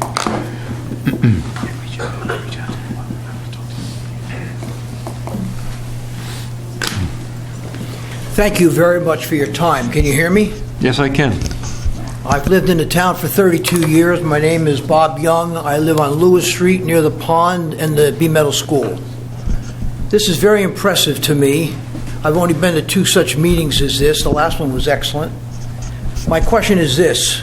If I look at a projection 5 years or 10 years out, how does a town like ours calculate and quantify the cost? I'm talking real cost now, not speculative conversation. How do we calculate the cost of this type of activity in our town by a factor of, I guess, 4 in terms of what it costs in the schools, not partial input from schools and things like that, but how do we quantify? Is there somebody you hire to do that says a 5-year plan will equal the following cost in the things that have to be supportive of this type of activity? Police, schools, road maintenance, the whole enchilada. How do we quantify that as a town? Is there such a way to do that? That's my question. It's a rather difficult question to answer for the gentleman. I know from a public safety standpoint, we will anticipate what the impact of this type of population will be and how much more public safety it will need. We've got statistics from our present high-density populations that we'll rely on looking forward. I'm not quite sure how to answer you, sir, on that question. Yeah, it's a very difficult one, because if you sat down and you sat in a room, all of us, and we quantify what we have now and know how it boils down to an individual taxpayer, then you take a look at, like, the corporate world. Give me a 5-year plan, give me a 10-year plan, you know that, okay? And then sit there and say, all of that nets out. This is what we say the 5-year impact will be to a citizen that has to pay the bill. Not all this so-so stuff, we think. Is there a way to do that? Is there a way you can hire someone to do that? I've never heard of such a thing. Counsel, the only thing that I can depend upon is the real value that's here and the return as a rateable base that it gives, from a rateable that it gives us against what the needs will be to service this community. We're not looking for a liability. No, but I think the question is, can the township measure the fiscal impact of this type of development? What would be the cost of it? And there's got to be a way, I'm sure, to do that, but it's also important to note that those type of impacts, we're not permitted to go ahead and charge back to anybody when it happens. But I would imagine there is a way to still, determine the fiscal impact, but that wouldn't be necessarily something that we can pass on outside of what goes on right on the very site and some of the things we talked about that we've tried to have the developer absorb. See, I'm a novice at this, but I have to say, when I ride by the old Whippany paperboard and I look at the grandiose presentation, which is on the board there, my intellect tells me this is good, it's nice, I like to see it, looks like it's very promising for the town, and that's future. The traffic issue, you're not going to do anything about traffic. It's bad, and it's going to get worse. I don't know how you deal with that. But I do solidly think, to support the gentleman here, I do solidly think there's a way to sit down and quantify. There's two aspects. One is to quantify, and one is to defend yourself if somebody says you're wrong. But let's just say there's a way to quantify within a 20% error factor so the average citizen knows what he can expect in 5 and 10-year windows. You ought to look into it. Thank you very much for your time. Floor remains open, folks. Want to make sure all our concerns or questions are answered here. Madam?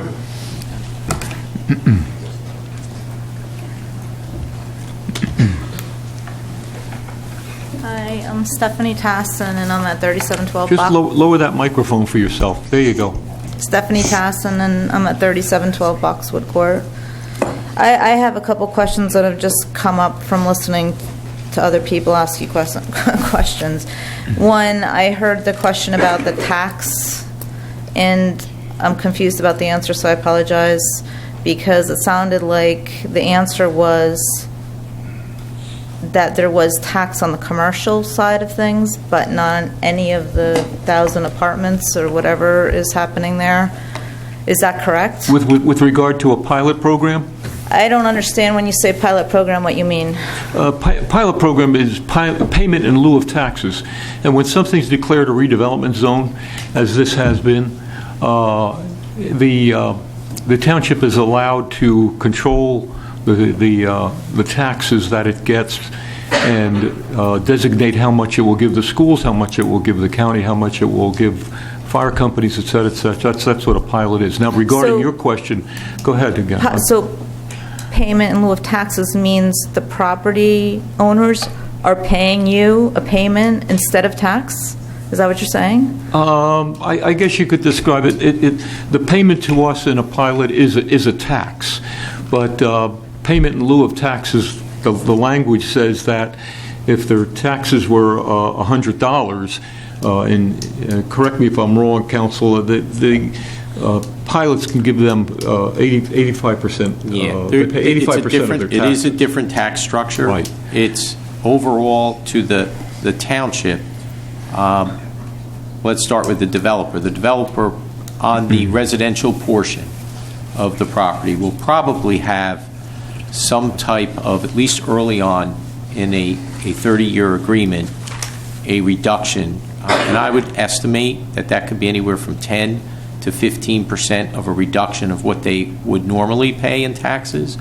But at the same time, it's a fixed rate based upon the revenues and the rent. The town will receive payment, and there's going to be a separate hearing for this with information and financial information. This is not binding just yet until we adopt an ordinance, but what the township will receive is a percentage of all rental payments that are submitted and audited for this project at an amount of 10% of the payments. So if the rental rates go up over time, the payment to the township goes up. That formula is one which will probably, I believe, demonstrate, and I'm estimating, somewhat of a reduction to the developer or the property owner of about, I'm going to say 10 to 15% for the early years, and yet the amount of revenue paid to the township as opposed to the county does not receive its normal share of payment. The county receives now under a pilot 5%. And as Mr. Gallagher indicated earlier, the distribution of the rest of the money will still go the same way it always has, to the schools and to the township. Some pilots in some towns have zero going to the schools. You can do that by law, but what the township has already decided is that it would be still allocated the same way to the schools and to the township, but not to the county. So again, I'm just estimating. If there's about a 10 or 15% reduction in the total taxes in the early years that are paid, it's probably being taken away from the payment to the county, not to the town or to the schools. But again, there'll be a separate hearing for that. There'll also be a financial projection before the governing body adopts an ordinance about what those revenues would be versus what they would be if there was conventional taxes. There's no tax appeals. There's no loss in the ratables like you have sometimes with corporate entities. And the other aspect is the commercial property is taxed the same way. So there's no different arrangement there. So it is a different arrangement. It's partially motivated by the fact that it's a redevelopment site. There's this stabilization. There's a cleanup. There's the waiver of sanitation services. And there's the waiver of road maintenance for the property. And we'll be able to go over all of that. There'll be a public hearing about that payment in lieu of taxes, which, you know, in itself sounds different, but they are going to be paying taxes to the township during those years. But it is a different type of arrangement that's permitted by law under a redevelopment type plan. And there'll be schedules and information and projections when the time comes. So are these going to be considered like luxury condos? Or, I mean, do we have an idea of what kind of price they're going to be asking for these apartments? Any idea about that? I'm just looking, I know someone mentioned we're going to have all these people coming in from outside, and I feel that that's probably going to be the case. Yeah. I'm concerned about, it's directly across from me, and I'm concerned about who all these people that are going to be moving into apartments. I was under the impression with previous meetings that it would be ownership, not apartments. And 1,000 apartments, for me, although it looks pretty, I'm concerned about what's moving in right across the street from me. So do we have an idea of what I think they've given us, and they will give us more of a range once they identify what the market is. So I don't want to guess. I don't know, Fran, if there's been any kind of range that River Park has looked at. We will be providing that information, but the people that are going to be living here in the market rate units are renters by choice. These are people who could own, probably have owned, but choose to rent and choose to live the lifestyle that these luxury apartments will. But John, I think what she's asking is, do you have a range at this point, even unofficially, as to what a one-bedroom and two-bedroom would be? I don't want to provide a number at this point, but we will be in the future, just not tonight. But is there overall a target for, higher end or lower, Pardon me for 1 second. Yeah. I think the Madam's question is regarding to a sense of who the renter population is. I think that's where you're trying to go and what these rents are. I do have, I experienced the same thing that everyone's mentioned about traffic. The one person that just said I have a 4-mile drive, and in the evening I spend 40 minutes arriving to my unit, and I'm so glad when I turn onto Eden Lane because there's a break in the traffic. And now your entrance to 1,000 apartments is going to be directly across from the entrance to our development. Yeah. And as Oak Ridge mentioned, that's massively going to affect our complex. Because now the traffic is going to be, and no matter how you say it's coming from other areas, 1,000 units are not going to be coming from other areas. They're going to be, and I'm alarmed to hear that there's also many restaurants and merchandise and all. My thought is, why is that not going over in Pine Plaza, where there's already shops and could be direct access to Route 10, rather than putting all of this in this piece of property that's surrounded by residential areas that is already impacted by the traffic? Why not put all the shops and the renters and everything over there and have the senior housing in this piece of property so that there might not be so much traffic? I mean, I don't know why it's not flip-flopped. I don't understand why. I mean, the senior affordable housing is not going to be here. It's going to be at Pine Plaza. Is that the plan? Right.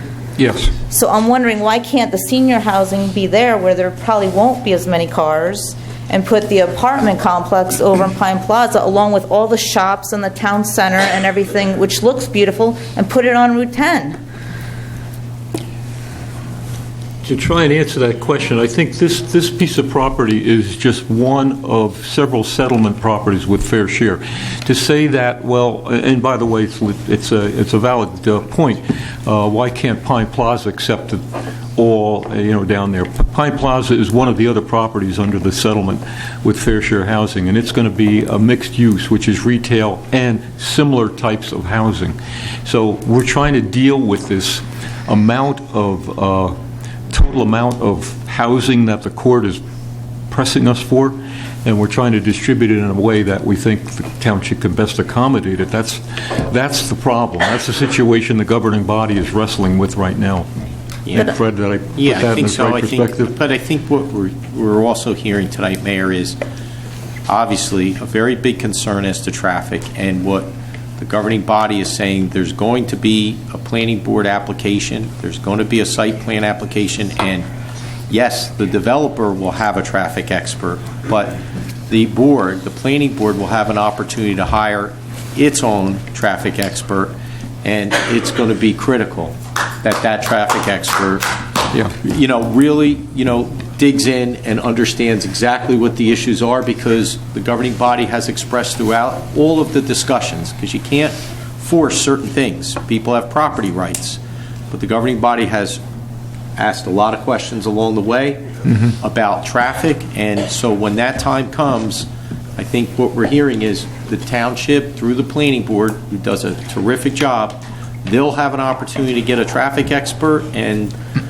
it's clear, I'm sure they're looking now for who that person's going to be to make sure there's an absolute comprehensive understanding and can answer a lot of those questions that haven't necessarily been answered because this governing body can't, but it'll be forced to that issue during the planning board process. I'm also interested in, Mr. Inglesino actually went and asked this client about the rentals. I don't know, can you answer that at this point, John? I can't answer the specific rents, but I do want to emphasize that this is a luxury, high-end luxury rental, complex, or will be. Okay. And so the rents will be commensurate with that. And we'll be providing that information in the future. What kind of an answer is that, John? Commensurate with what? With other high-end, the woman's looking for a number. I can't provide a number. All right, let me try to set this clear for you. In some recent rentals proposed in Hanover Township, in the areas, and we've spoken to developers, and I'm sure they're going to parallel this. You may be talking about rents in these areas from a 1 and 2 bedroom, $3,200 to $3,600 a month. So it's I would not, hopefully bring in the right people. let's put it this way: it's not Rutgers Village, okay? That we're talking about here. Okay, and about the stores and the shops, I know, I remember his comments saying, like, he doesn't want this, but the town's hands are tied. We don't want it to be urban, but the town's hands are tied. We have to have this. But as far as hotels, restaurants, shops, does that all need to be off of Eden Lane? I mean, can't that be up by Route 10, the stores, the shops, the town center, the hotels? I mean, there's so many stores everywhere. There's so many hotels everywhere. And just to have it right across the street from me, I mean, it's one thing to have a residential area, but to have a town center with this traffic issue that everyone is talking about, I would think maybe perhaps having all the stores and the shops and the hotels down off of a main highway would at least alleviate the local streets from having this massive amount of traffic. I mean, the town's hands can't be tied with regard to hotels and shops and merchant stores, can it? John? Yeah, let me, from a planning standpoint. Director of Planning. This is a concept you've seen tonight. Right, I understand. And let's put it into proportion. This concept plan, which we're looking at for River Park, that's probably around 90 acres when you look at point A and point B of this. When we think about Pine Plaza, that's less than 20 acres. So this is almost 5 times the size of Pine Plaza area. From a design standpoint, they talk about, you hear the concept of planned communities. This is getting close to almost a planned community in terms of, they talk about live, work, and play. So if somebody lives here, they actually might be able to satisfy their needs in terms of access to a restaurant or to go shopping, and that kind of environment. They can walk to where they want to go, and potentially it would be less impactful in terms of overall traffic in the system because people are contained. Now, will there be people who live outside of this complex who want to go there? Yeah, I'd like to go there because you can't even eat dinner any place in Hanover Township But would you unless want it's like $100 this? an Would you entree. want all of this right across from your house? It's all over. When I'm on the planning board, I look at it and I envision, I live there. So for example, for those of you, and there are a lot of familiar faces in the room who work with us, the planning board, when we were looking at 472 units of flex warehouse space. And we went through in great detail, and the people participated, asked many questions, and we resolved many issues trying to provide the best potential solution for the people who live in Oak Ridge. Because we, from a planner standpoint, we have to envision that's where we live. So wherever it is. I've lived in multiple parts of Hanover Township. I can tell you that. I can tell you from a standpoint of, a gentleman earlier said, traffic. New Jersey is one of the most densely populated states. This is a highly densely populated area. Unfortunately and fortunately, we have a highway system. When the highway system works around us, things are okay. But when the highway system is bad, Whippany Road gets trashed because they want to go from 24 onto Whippany Road to get to Parsippany or Reynolds, or in order to get to another way onto Route 80. So that's our challenge. That's a big challenge. We express our concerns about that with our legislators and advise them of that. This, from a planning standpoint, is an unfunded mandate. Another gentleman earlier tonight asked about what are the 5 years projections upon traffic, schools, community, etc. None of those considerations were taken into account by the court, which is the state of New Jersey's influence when they mandated how many units Hanover Township should have or any other municipality in the state. So our job as a township representative of yours is try to make the best we can out of a challenging situation. And we're going to do that. And when we go through the planning process, I invite everyone to come out. I invite all of you to participate in that process because we live here. It's not like we're a bunch of experts that have been brought in to conduct a meeting with you tonight. We live here. We want to provide as best as we can, given the situation which we're dealing with. And I guess I'm confused too because I was at the other meeting where they said that they had negotiated something with the state for a reduced amount of affordable units, and it didn't seem like 1,000 apartments had to be done to achieve that when I was here at the other meeting. Well, we have been able to achieve a more favorable number of units, and I think it's been talked about tonight, but it really hasn't been expressed well, so I'll communicate it a little bit differently. It also is the number of bedrooms. that could possibly be built under this plan. Given the design of what is being built here, there's far less bedrooms when you look into the mix of 1 bedroom and 2 bedrooms. And I think that's and 3. good. That's good. So that's that a they're benefit. lesser. Yes, that is a to us. benefit. But I'm just trying to understand, because I know a lot of this is coming back to COA or whatever it's called. Yes, you're right. So when I was here at another planning meeting, and it might have been for the flex, I don't remember, but I remember them saying that they had talked to the lawyers, to talk to the state, and they had like a few plans in place, and that the state was going to accept a lesser number of the affordable units, or they had negotiated a lesser number of the affordable units. And so I'm just trying to understand now why it seems like there's so much going in across the street, because my understanding at that point was that there wasn't going to be that, they were extending the ones that we already had. They had the senior housing going in Pine Plaza, and I didn't get the feeling that there was going to be a need for 1,000 apartments across the street in River Park. The number of units, total units, go to percentage. are based upon the amount of affordable units you need to build.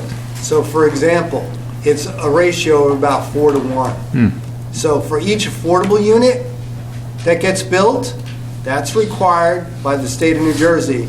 There has got to be a developer who's willing to take on that project.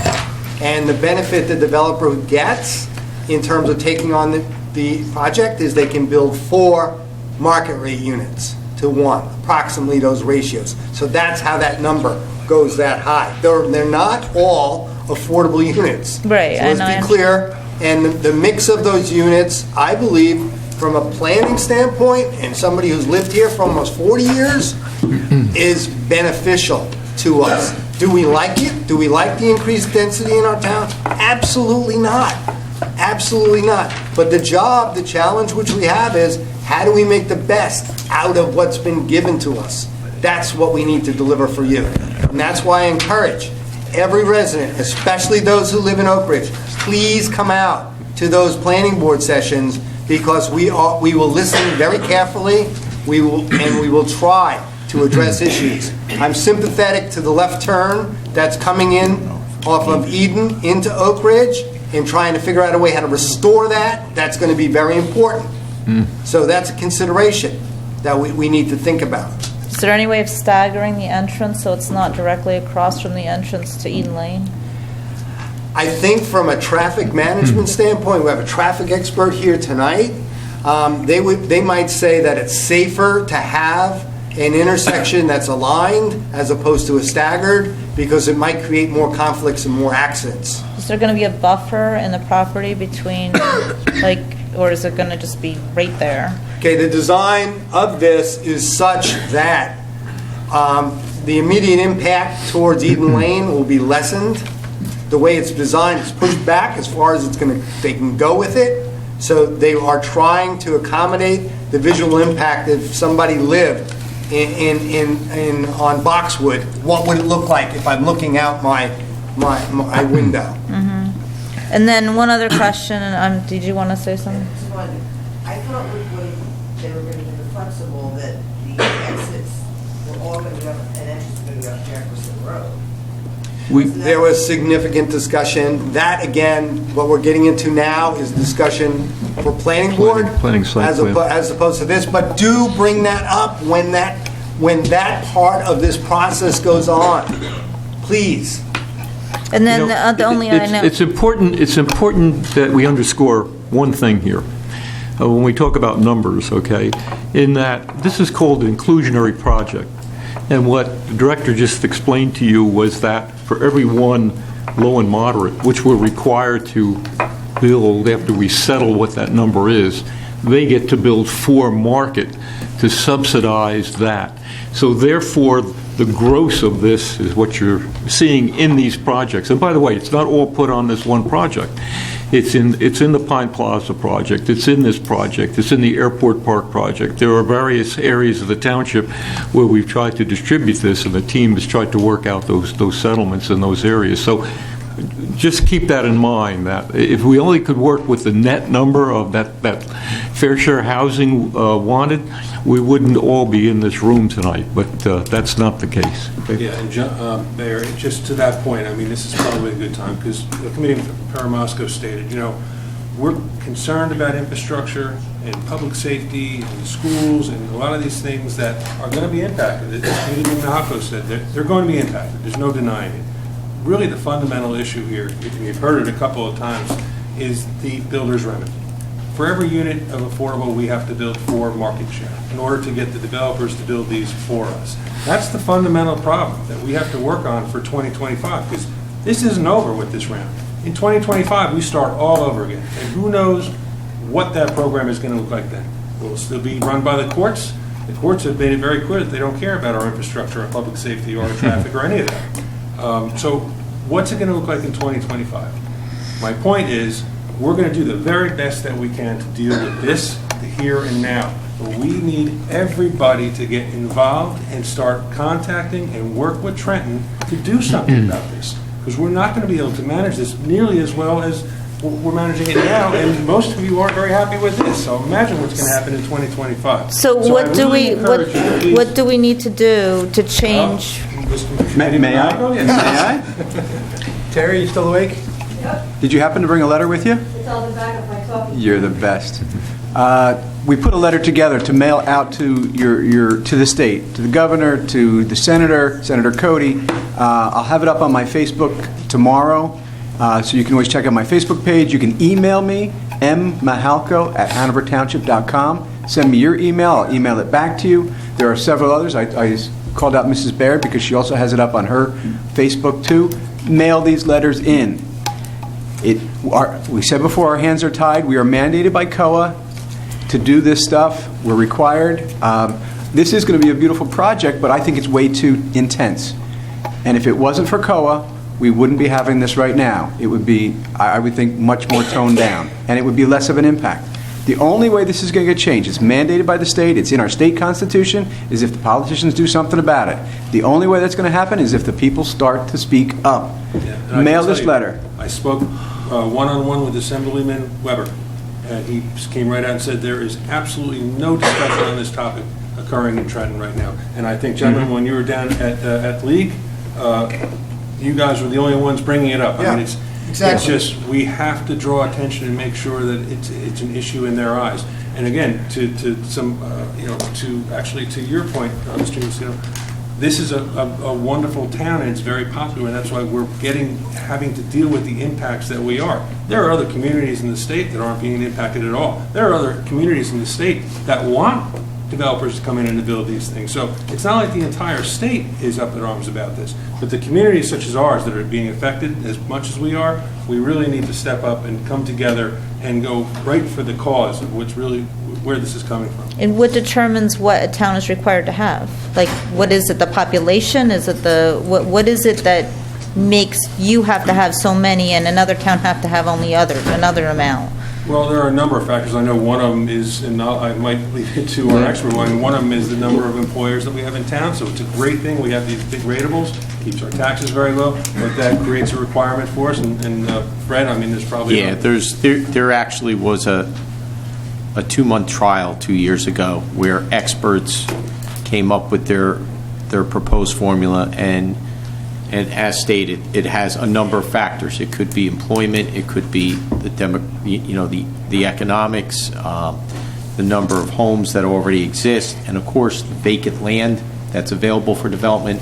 And the bottom line, and this goes back to a comment that you made a little while ago, there was a special master who has an economic background where there were numbers issued by the court and this special master down in a case in Trenton. And that formula was then put forth in Morris County to all of the municipalities. Hanover's obligation for the third round from 2000 through 2025 was $975, right?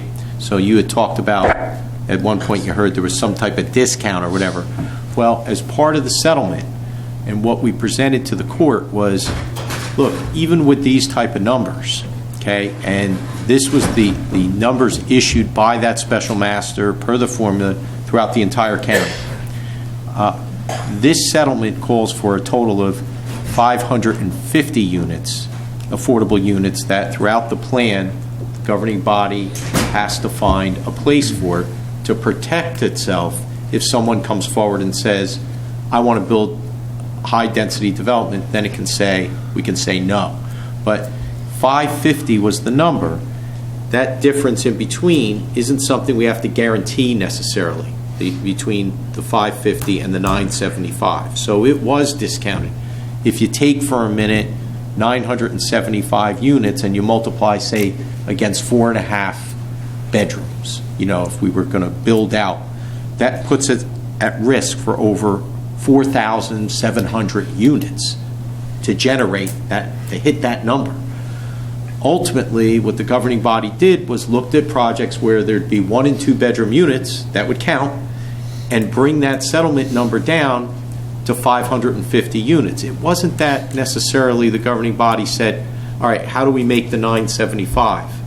Because then you weigh some options, even though there's been no other lawsuits in the state that have gone the full extent of trial, but to say, all right, maybe we're going to have to accept that number like everyone else has, but we're going to settle it discounted. It's going to be 550, which is a significant discount as opposed to weighing the risk to get back up to 975. And at the same time, we're going to try to minimize what would be developed, because still property owners have the right to develop and come in for relief and things like that. So you could either be dictated to by the courts and have other properties come forward and dictate to the township, or try to wrestle with it and address things the best you can. And under the circumstances, there was a discounted settlement from 975 to 550, and then we had to, within that 550 number, there's this settlement that brings 140 affordable units. There was also, from a standpoint of affordable controls, when we look at, we got 137 affordable units that already existed in the township. For the last round, we got credit going forward for this round to help close that gap and get that number discounted. So that didn't bring new development. We thought it was important to keep the affordable units that were already in place. It was things like that. The special needs housing, that too counted towards getting to that 550. The senior housing at Pine Plaza, it's 60 units, but they're all senior affordable units. That too was put into this negotiation to try everywhere we could, because you can't totally tell property owners what they can and cannot do. But with the backdrop of the approvals that were at River Park and the fact that it's a vacant site and it could be built out to 1,800 units, what it came down to was, okay, let's look at, yes, there's retail, and to your concern, there is retail, but it's limited to. There's things like, it's not permitted for any type of large retail or big box type of retail, which is important. You don't want somebody to come back and say, I've already started to develop, now I want to bring in a Home Depot. Well, that's already, we had the chance to say no.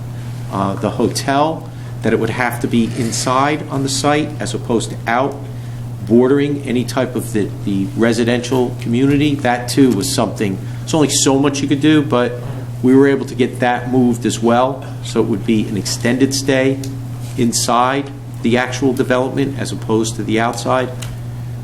It's, to sometimes your hands are tied, but on the other hand, we tried to negotiate to the very best and leave the rest for, like, you have to, in any development, whatever those off-site improvements are going to be for traffic is going to have to be addressed in another day. This is not an approval.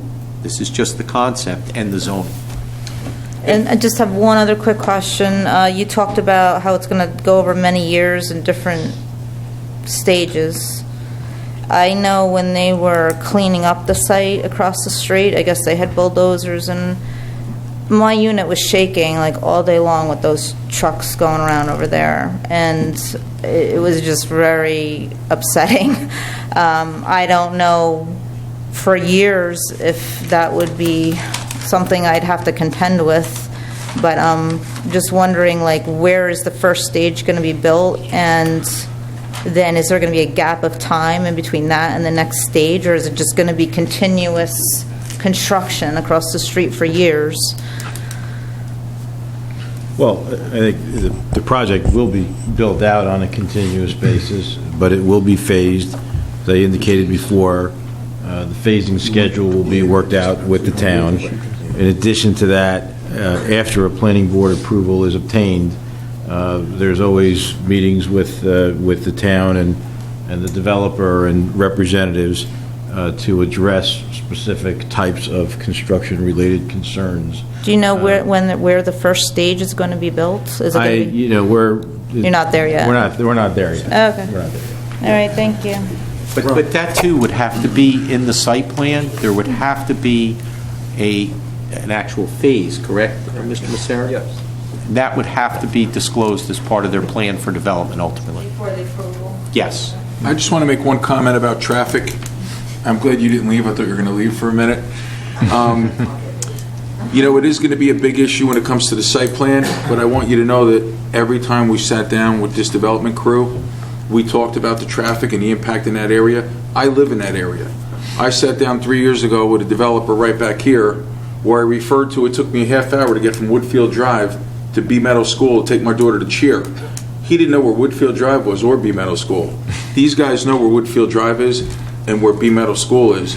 We started this from day one, that's a tough area being undeveloped. Now that it's going to be developed, making that left onto Parsippany Road, where the lights are staggered currently, people coming out of Reynolds, we understand it. We brought it up for 10 months now. So by the time we get to the site plan, this has already been discussed for 10 or 11 months. I sit across from John. I beat it like a drum, right, John? About that traffic in that area. Yes, you they do. hear us loud and clear. I live there. I sit in it all the time. I drive my daughter to school. Sometimes I just sit and I sit and I sit. I know what it is. I live it, and I represent this perspective to these guys, and they understand and they listen. So we're going to work on it very hard. Well, my final saying is whatever kind of restaurants you're going to put in there, the only people that are going to be able to get there is us when we walk across the street. Cars are not going to be able to get there. We'll have dinner together. All right, ladies and gentlemen, the floor is open, still remains open. If anyone has a question, gentlemen right in the back. Yeah. Representative from the M&E Railroad, how are you? Very good, Mr. Mayor. How's that train going with our Polar Express here? Going well. Our neighbors love it. Well, we like it too. Yeah, yeah. Gentlemen, I have a backtracking about 2 hours for y'all. I have a question about the ordinance itself, and I want clarification, and then I have a couple comments. The ordinance itself, if I saw this correctly, is if you pass this ordinance, the items listed for the ordinance included setback. Now, setbacks are also taken care of in the planning board, but if this ordinance is passed, the setbacks noticed or shown in the presentation, are those the setbacks that are going to be set in stone and the planning board will not be able to variance them? Mayor, I think that would be for our planner, if Ed could answer that.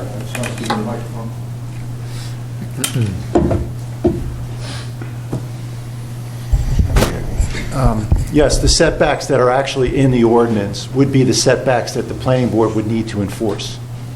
Okay. So if there was to be any deviations from them, they would be handled as a variance, as any other variances would be handled by a board. So if the ordinance passed, whatever's in that ordinance, in those setbacks, in our case for the railroad, 5 feet from our property line, that's it. That's right. And that's going to be it. Okay. My comments towards that. We have a real problem with that. The railroad does. By the way, Chuck Jensen, Morristown and Ada Railway, Vice President, Chief Operating Officer. We have a real problem with that. And our problem is this. we're an operating railroad, have been for 117 years. We're going to be here another 117 years. So if anybody has any ideas that we're not running trains, you're sorely mistaken. But at least as long as I'm here. So in reference to that, we've always tried to work with the planning board and town in reference to sound and vibrations and parking cars and all those things that go along with it. You're proposing to put in the ordinance a 5-foot setback from our property line with all these buildings, with this affordable housing, et cetera, et cetera, et cetera. That leaves no room for security fencing. That leaves no room for any kind of sound barrier. And I think that's short-sighted. You put a building up against our property line and we have a 25-foot center, which means that the building is now about 15 feet off the track. You're going to have problems. And the problems are going to be that the residents of this new development, assuming it's built, are going to be screaming bloody murder when the Polar Express goes by in the evening, or the freight train goes by in the afternoon or in the morning or whenever it does. And so I would like to suggest that you seriously look at that setback and move it back something more than 5 feet, because somebody's going to have to put up a sound wall or barrier or some kind of security fence. You're talking about putting in hundreds of families and people into this very nice development. And I have a real problem with security. We have a problem with security now. And, you know, we're here. We've been here. This development is new. So from a standpoint of where I stand, it's not our responsibility from a railroad standpoint to worry about sound or vibration or security. So I would like to see the proposed ordinance changed with a larger setback to the railroad specifically for those reasons. All right, having said that, getting that on record, I want to say also that I realize we will have a discussion in the planning board, and we look forward to working with the planning board to help further this along. However, I do want to make a couple comments real quick. Where the affordable housing area is going now, you will create a public grade crossing where there is none. It's currently a private crossing. Who's paying for it? Because we're not. Secondly, if you bring this property in onto Parsippany Road, we have a current grade crossing there now, and everyone in this room knows that it's a tough spot just because of the topography and the bridge for the Whippany River, etc. When you bring that traffic into Parsippany Road, if you put a stoplight there, and I cannot imagine that you wouldn't, then part of the issue is going to be lining that stoplight with our crossing signals so that everything interacts together, which is going to be significant cost. We're not talking about $10,000 here. We're talking hundreds of thousands of dollars. So I want the planning board to understand that, you know, the traffic thing, as everyone knows, is a big deal. We don't want to block crossings any longer than we have to, and frankly, we don't. We have a very, very good record here in Whippany and Hanover, and we plan on keeping that. But I'm trying to indicate to you guys that these things are critical items for us as well as you, and safety-wise, they are. And I don't want to have safety problems with new residences or current residences or anything else. So that's why I bring this up at this time. The only other thing I have to say is concerning the comments about light rail. It's not light rail, it's heavy rail, for the record. But Morristown and Erie stands ready to talk to anyone about any kind of service by rail from this development or anywhere else in Hanover Township or East Hanover to move people to Morristown to New Jersey Transit's main line. And what that looks like, I don't know. I have talked to the developer about a year ago about this. That's our only conversation. That's as far as it ever went. But If it's a solution and it helps, then all you got to do is pick up the phone and call me. That's all I have. Thank you. So your comment is that the issue of, and we'll, for the purposes of this conversation, use the word light rail, which we're all concerned with, and connections from our corporates to Morristown area, et cetera. Now, you have track right through that area. Our main line runs obviously down the north side of this development and runs directly to Morristown within 100 feet of the New Jersey Transit Morristown station. When can we sit down and start talking? Anytime you want. Anytime you want. Pick up the phone. 7 days a week. Anytime after Polar Express. 7 days a week. I'll give you my cell phone number and I'll be right there. Polar Express is over December 30th at 9:28 p.m. I'll wait after that. I appreciate the open offer on trying to resolve the transportation issue through light rail. Appreciate that. Let me, go ahead. I'm sorry. Yes, just to address the question that was raised regarding the setbacks as it pertains to the residential, to the noise, to the vibrations, and to the impacts of potential residential. The design was actually put in place specifically to deal with that. If you recall, the site plan actually had all of the parking structures located at the back of the buildings adjacent to the railroad line. And it was done on purpose for two reasons.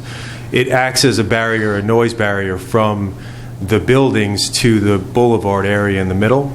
Second, the parking structures are going to be 2 levels at the back, which means that the first residential level likely wouldn't be until at least height 25 to 30 feet above the grade. So the garages will act as a barrier, will act as a noise impact, deafening impact from the boulevard, and the residential are actually lifted above the railroad tracks. So the noise that would happen would actually go off of the garages and would not be impacted by the residents would not be impacted.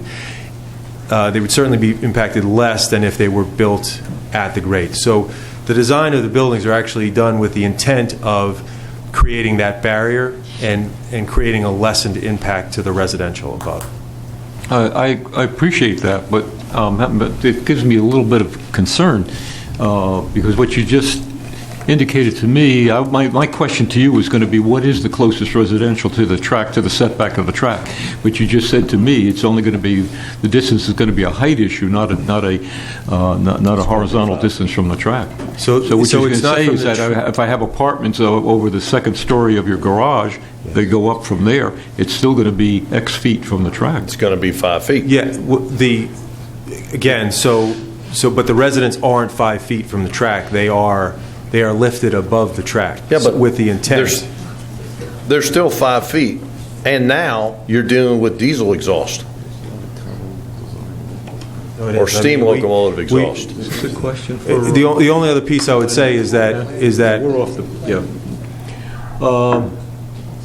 Furthermore, where's the security fence? This is a question that's got to be answered, Fred, at the planning stage.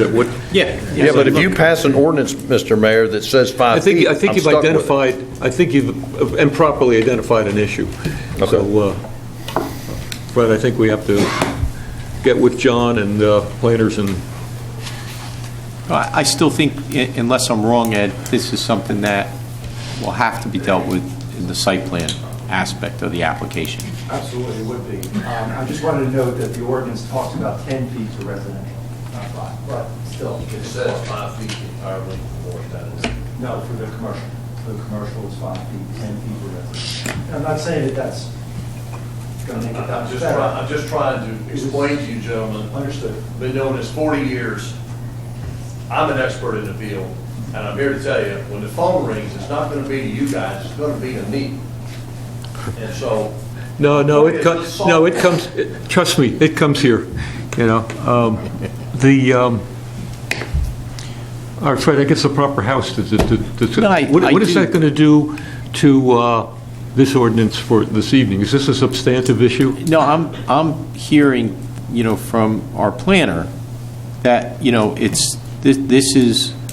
these are the setbacks. And I think there's two things from the township's perspective. First, look, if a developer still wants to build, notwithstanding the fact that we're not in this as a township that's not our job to figure out how to best make it profitable, right?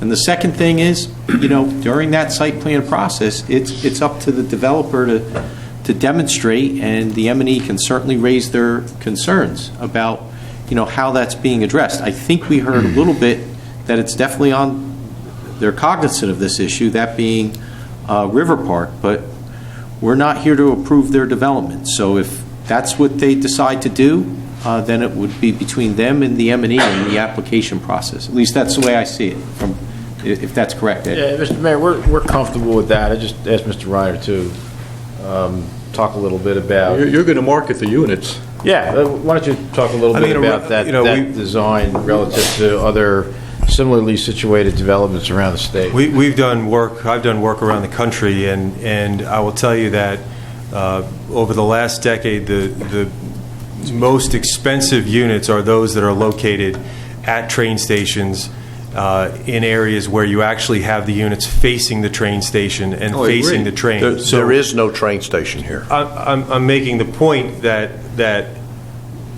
around the country, residential is actively being built facing train lines around the country.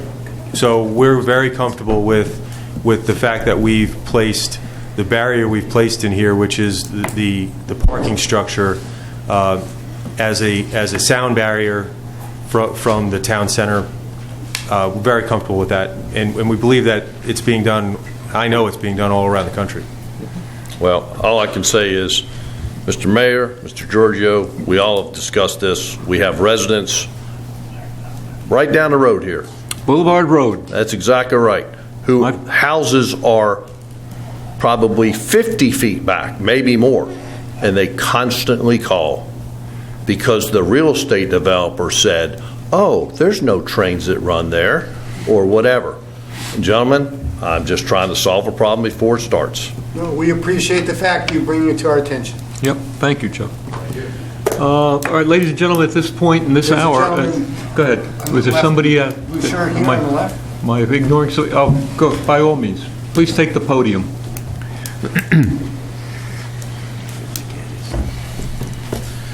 Good evening, everyone. My name is Evan Markinson. I'm at 6 Al-Anon Street, and I will be sure to be brief. This has been a marathon.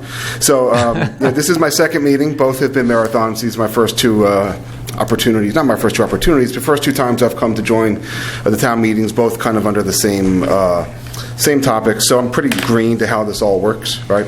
Especially all the different process. But I'd suggest, like I did last time, it's really important for us to feel like things are transparent and we know where we're going. And just to use an example, when we say we have to build 4 units for every one, we don't, right? If we follow a certain method of getting these affordable houses built, that's maybe one way to do it. But my understanding is that there's other ways. If we go build affordable units, we can go build them. You don't need to build 1 + 4. We don't need to build 5. We can build 1. So when we say things like that, it kind of sends the wrong message. It's kind of misleading. We've explored all options, and There's that's another option, yeah. and that's building 100% affordable. Yeah. When we hear we have to build 4, that's not true. In the context of that one statement, people hear it, and that's not actually valid.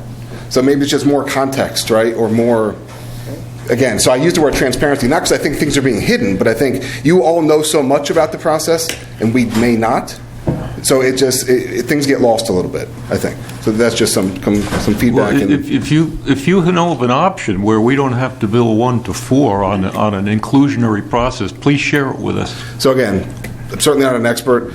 I heard in the prior meeting various folks, both at the on the podium, and I think 1 or 2 from the board from the board's comment that we could build units. I don't know. I'm not an expert at all, but I would doubt that the government would force us to pay private companies to do things and give us no other approach to satisfying a given requirement. Usually there's more than one remedy for any given issue. My father was a lawyer, not me, so it's confusing when we hear things like that. So just I think what you're saying is, some of the jargon isn't necessarily, the way we see it in what the practice is. You're saying that it's, instead of us saying we have to, I think the right term of art would be what the common practice is at this point and what our experience is and what we see out there. But to your point, to explain it, that's the way we see it. It's not necessarily like you have to, but that's based on what we've seen and what some of the regulations talk about. But to your point, it doesn't mean you have to. But I just want you to know, I think I'm recognizing the way I would change that would just be to say, in our experience, that's what we're seeing, but it doesn't mean you have to your point. So, thank you. So I was here at the prior meeting for the affordable housing zones up on Parsippany Road, and we had 4 or 5 times as many people present, and by the end of the meeting there was, well, maybe there's another way. I don't know where that's going to go. I don't know what's going to happen. Maybe a decision's been made or not. I don't know. But it seems like there's always another way. So, I think we all have a lot of faith, most of us have a lot of faith in the work that you're all doing, that you represent us well. But then when we look back, it gets frustrating. We keep focusing on traffic, right? Well, if it didn't work last time, why are we expecting it to work this time? We probably shouldn't do that. And then when we hear about, well, this isn't the planning board meeting, this isn't that meeting or the next meeting or the next meeting, how many meetings can we come to, right? When the general population comes, the community comes, we bring 100 people, 150 people, whatever was here last time, we can't come to every meeting. So I sat there a long time trying to come up with a different term, and I failed, so I'm going to use it anyways. It kind of feels like we get railroaded, because it's not to pick on the prior discussion, but it's like, well, there's this discussion, but you know what, the process is just going to move on, and then it's okay now, and it's okay next time, and it's okay next time. Then all of a sudden, we have something nobody wanted. So it kind of ties back to my concept of transparency. Not that, I'm using the term a little differently maybe, but it's like, if we can't see the end, why are we jumping in so hard? Why don't we find other ways?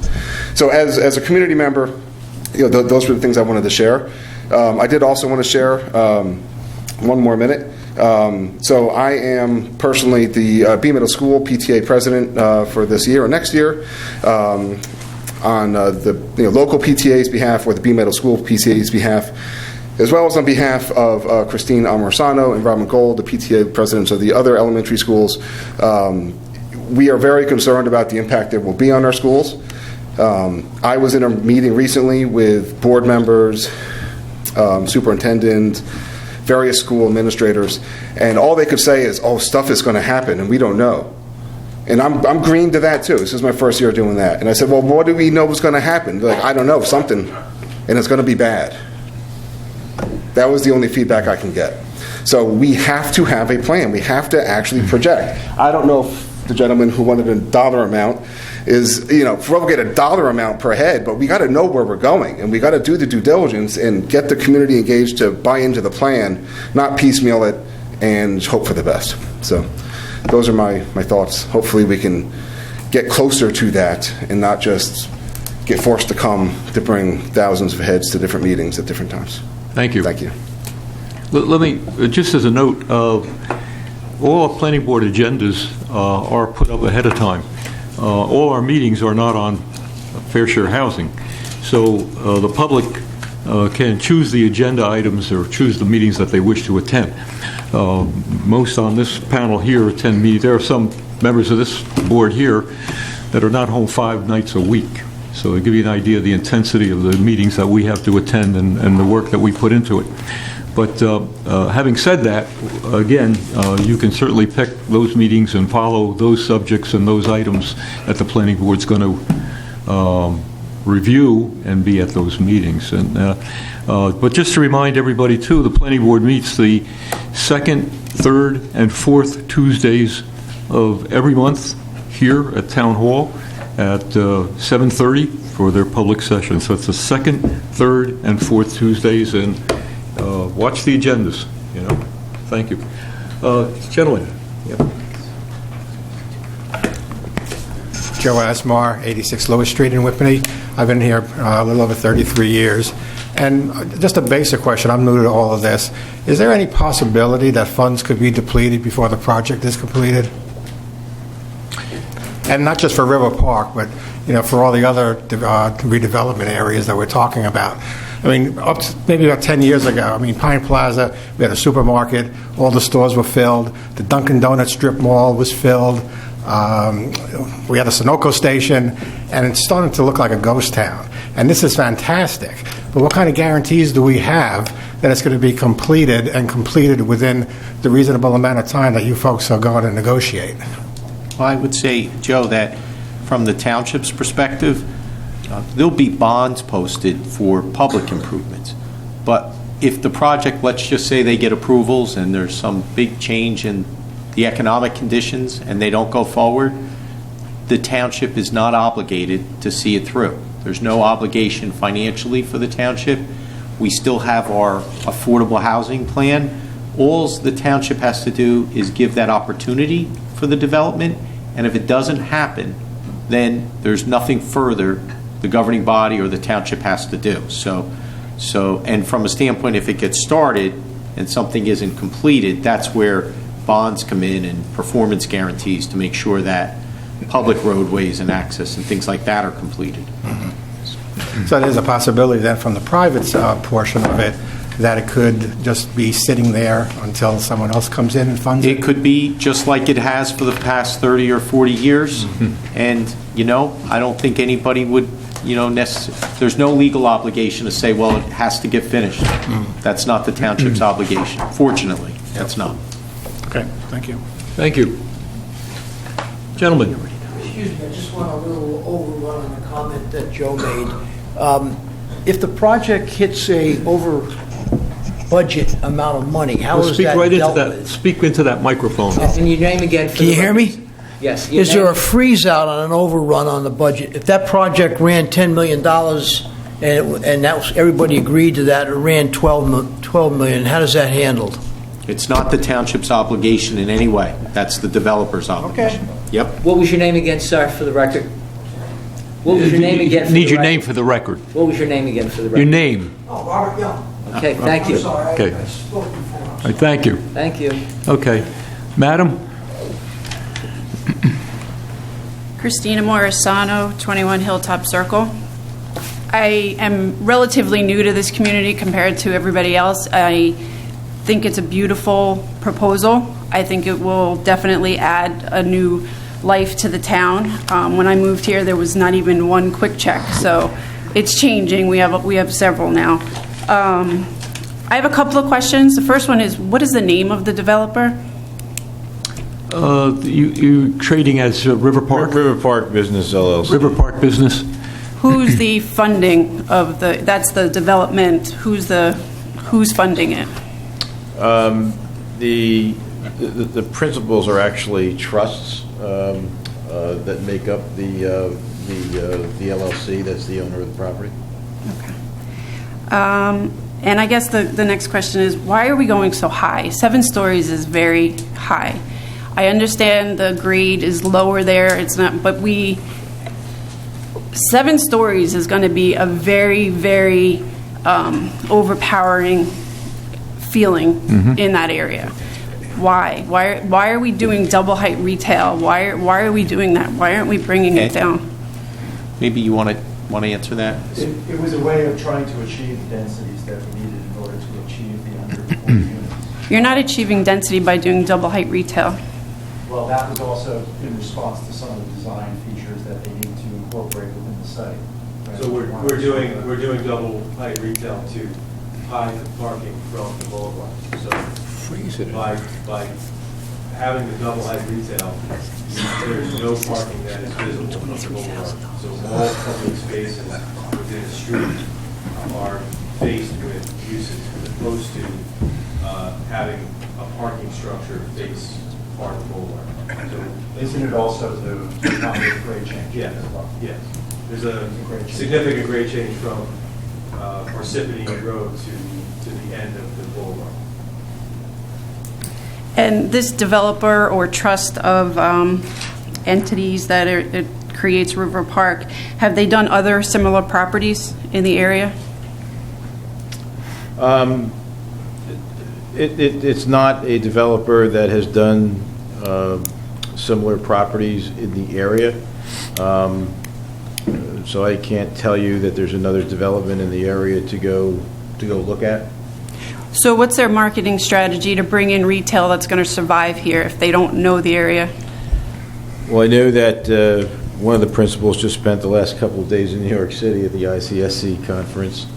I'm sorry, Mr. Inglesino, but I thought that the River Park Business Center has been a developer in even Hanover Township and other municipalities throughout, whether it be the country or the state. It may not be exactly this development. And not this entity, but this developer. Look, there's a large project in Jersey City. There's a project in Bridgewater. This is somebody who has developed for sure.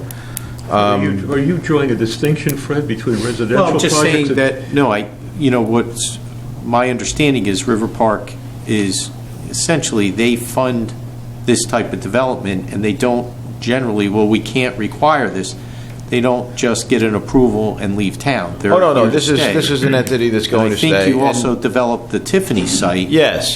Still, you still own that as well, or River Park? Yes. So, I'm just trying, I think, yes. the standpoint the public's asking is, who's River Park? Yeah, correct. And by the way, there's also, I'm sure, in the financial agreement will be transfer provisions, or you have to come back to the town, et cetera. Right. So we have engaged a broker, and we have met, the owners have met with several retailers and just spent, as I said, the last couple of days in New York City at the ICSC conference. I'm familiar. And, the only thing I can tell you is that there is a very high degree of optimism with regard to the interest of retailers for this site. Not big box, as was said before, but the types of retailers that we think that would be appropriate for the site and that the town would be excited over. And just to beat a dead horse with the parking, there's nobody that's going to rent a $3,600 a month apartment that's going to work in that area. They're not going to work in those restaurants. They are going to need transportation out. They're usually working in a city. The people who want to live near a train station are getting onto a train to go to a city, to go to work. They're not working here. They're going to be getting in a car. They're going to be funneling out onto Whippany Road, Eden Lane, and then Parsippany, which Parsippany currently has a one lane in either direction bridge going over a C1 waterway, which means that would have to be widened. And there's a lot of work for a C1 waterway for work to happen. So I hope the town is ready for that. It's a lot. And no matter what traffic you do on your site, nothing can happen unless that bridge gets widened to accept it. And then that means more impact on the rail, and then further down on Parsippany Road. But that's it. And I think to your point about folks in the market rate units, I think that the point that I tried to make earlier was there's 140 affordable units where we are combining employment opportunities for folks who would qualify for affordable housing. And in fact, that was one of the things that Fair Share Housing really liked about the plan. 140 affordable units with your parking projections is only 140 cars. When you use the projections of the other bedrooms, you're talking thousands of cars for the residential portion of it, not including the 80,000 square feet of commercial hotels and everything else. So you're talking thousands of cars that are going to be in and out of that site on a daily basis, not the 140 that you're going to employ there. I'll take 140 cars. 1,400 cars is a different problem.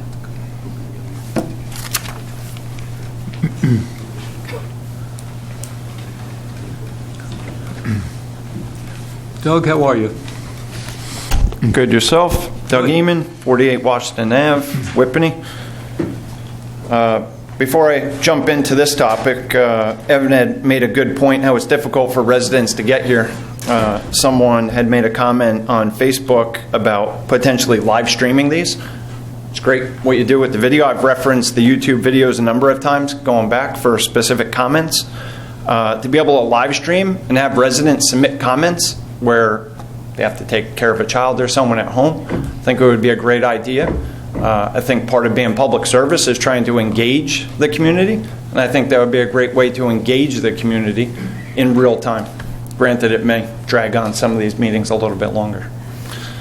All right, so with that said, let me get to my points. I will try to stick to my 4 minutes. All right, if you want, you can put me on the timer again. Fred, real quick on the pilot. Is commercial pilot for this? Any other commercial? No. Market rate, is that pilot? Yes. Okay. Is there any legal requirement for any of this development to be pilot? It's an option. It's not a requirement. Not a requirement. Right. Discretionary. The town has made the discretion to give pilot in this particular case. It was part of the negotiations to bring down the ultimate unit count from, now I'm just estimating, I think from about 1,250 to 987. Correct.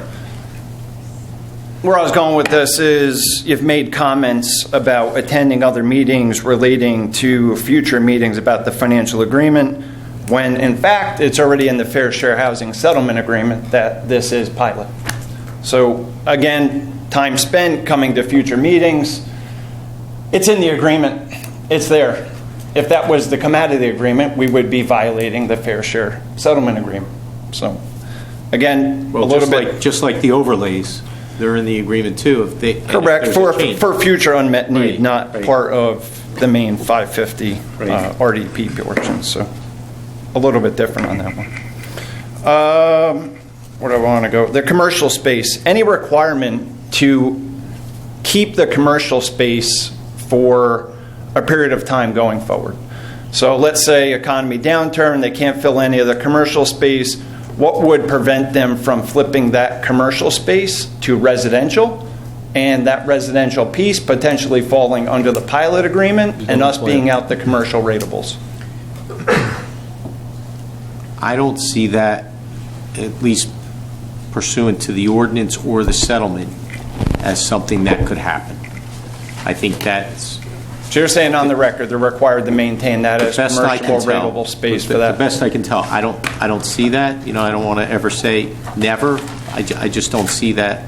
But that would it's not written that way. That would take a revision to the plan. It would take a change. I'm not saying now. I'm saying 10 years from now. Right? The pilot agreement is for what, 30 years? Right. So I'm saying 10 years from now, the space is struggling. Can they turn around and flip it and make it residential, and we're out the commercial ratables? Not under the way I see the agreement structured. I don't see it that way. I don't see that could happen. But is there an opportunity to put that into any type of financial agreement going forward that it can't be? Probably. Well, the financial agreement... If it's not already, if such language isn't already in place with the zoning. The financial agreement will not cover the commercial space. The financial agreement is the agreement that establishes the pilot, and that will only cover the residential space. So what you have is a redevelopment plan that does not permit residential in the commercial space. The only way that could happen, and by the way, I'm not even sure that is practicable from a design standpoint, but assuming that it is for the purpose of this discussion, the only way that could happen is if there was a change in the redevelopment plan ordinance. That would require an ordinance amendment by the governing body. Yeah, sure. Any ordinance can be changed by the governing body, but we would not have a unilateral right to convert commercial space into residential units under the plan or under the settlement agreement, or I'm sure under the redevelopment agreement that we will be entering into, at some point in the near future. Sure. I know there is another round. Councilman Cahill, you had mentioned it. So never know where you're going to have to try to come up with those units somewhere down the line. If you have struggling commercial space, just like Pine Plaza, lo and behold, you end up with some more residential space. So just using Pine Plaza as an example there where it did happen. Next point, someone had brought up about studies, 5 years, what's the financial impact? I've asked similar questions in the past. I think sometimes you have to look a little bit deeper, and sometimes it's the things not said. Consent agenda H is the bonding. I think that's a little leading indicator on where we may be going. I know, Ron, in the past you've referred to cigar box budget. So I was a little surprised to see a consent agenda H on tonight's agenda, where it would open the door for future bonding, presumably increase in our taxes. Am I up on my 4 minutes? I don't want to run on too much. I could go all night here. I know said you're under contract on the county property. From a past planning board meeting, there was talk about that property having to be replaced. Is that replacement, that agreement with the county, then that trail system, or does that property still need to be replaced elsewhere? Yeah, so there would still have to be additional property replaced. The trail in and of itself will not be enough property to make it up. But because the property is owned by the county, that replacement property could be anywhere in Morris County. It's not restricted to just Hanover Township. No, I know. So if you want to make the residents of Hanover Township happy, last meeting, a number of people were here. There was some overlay zones on a block and lot off of Washington Ave. If somehow you could acquire that as a swap out, it keeps it in Hanover Township. I can tell you it would go a long ways with the residents of this township to see open space not being taken from this town and being retained in the town, especially when it's being done as part of the affordable housing. So it would go a long way to see that piece of property acquired and preserved. Last comment. So back in January 2017, Chairman, you had made a comment when you were being sworn in as the chairman that you wanted to encourage the council to look at the density factor and bring more rental housing to Hanover. Is this what you envisioned when you made those comments? I think what I envisioned was the demand from our corporates for a rental product when I mentioned that. Hanover is a residential community by and large, single-family residential units, etc. We have not encouraged rental in the town, but there is a need, and my comment at the time was appropriate. Thank you. Appreciate it. Thank you. Yeah. Part of the economic drivers in this town, by the way, is the mix of uses that we have. And our large corporations want professional peoples. What do you... Ron, we got one more gentleman. Another question. Oh, I'm sorry. Oh, Mayor, yes. I think you want to let everyone Terry will go recognize first. you in a moment. Yeah, let this gentleman. I feel like we should finish everybody first.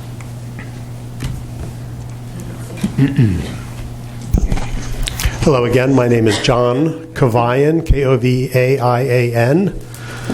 I live at 2604 Cortlandt Lane here in Whippany. And again, looking at the apartments and everything else that I see, they are beautiful. But in terms of which lane? Oh, Eden Lane. Now, from Eden Lane, and then there is Oak Ridge. I don't necessarily need to walk, but I can walk to this comfortably. Also, other people can walk there to interact with the businesses there. You don't need a car to get there. But one thing would be nice is if there was a way to get from there to the Pine Plaza, that area. is it possible to make some sort of a walking pathway to that Pine Plaza? Then maybe those stores there would have access, because this way we wouldn't need to use our car. If I go over to Pine Plaza, I need to use my car. I have to contend with traffic going out onto Jefferson Road, and traffic is not good there. And I'd rather do it without and be able to walk directly to that area, to Pine Plaza and the retail over there. It would be a lot easier. Then we wouldn't need a car.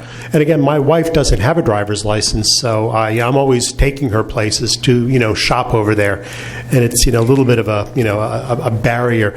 It would be sort of a shortcut is what I'm looking for, a way to get there more quickly by walking. Is that a possible addition to this plan? It's an excellent point. It's something that we've wanted to do that would involve a railroad crossing, which is not within our control at the moment, so not something appropriate for the plan, but something that we'll certainly look at and consider, particularly when we sit down and speak with the owner of the railroad.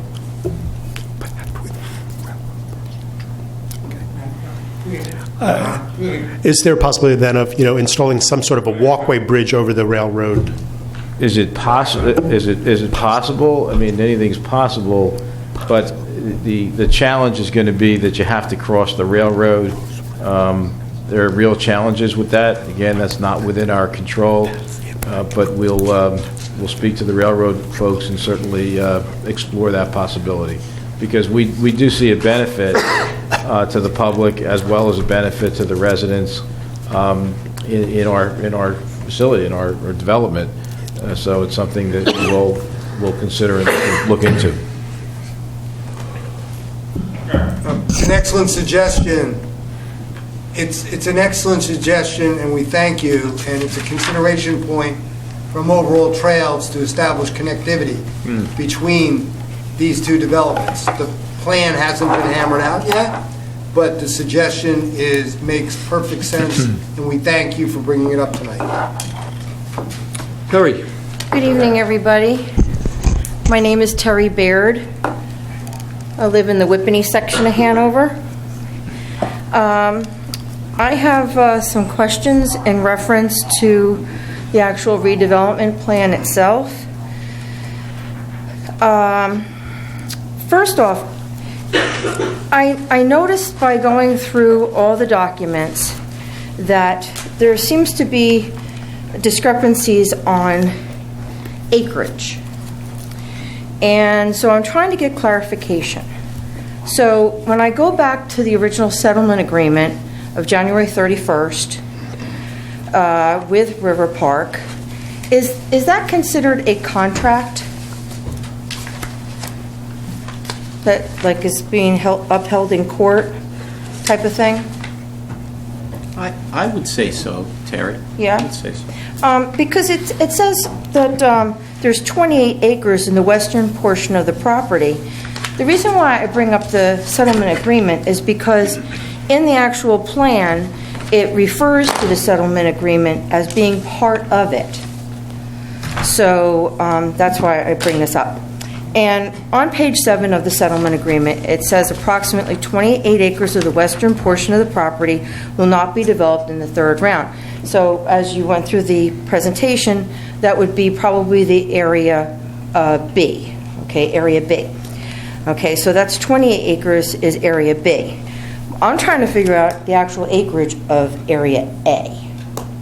And perhaps you can help me with that, because it says in this plan that the minimum is 55 acres. And when you only refer to 3801 Lot 2, 41011, and 43016. Well, 38012 is to be subdivided into two sections. 201, which is area A, is 38.2293 acres. Okay, and 4101 Lot 1, that's where the special needs housing is, and that is 3.37 acres. And then the county property is 6.5. So the 3 properties that are listed on this redevelopment plan, I've added all kinds of different ways with 2 different calculators, and I only come up with 48 acres. So I was wondering if you came up with the same number, or somehow there was other acreage involved that's not listed in this redevelopment plan.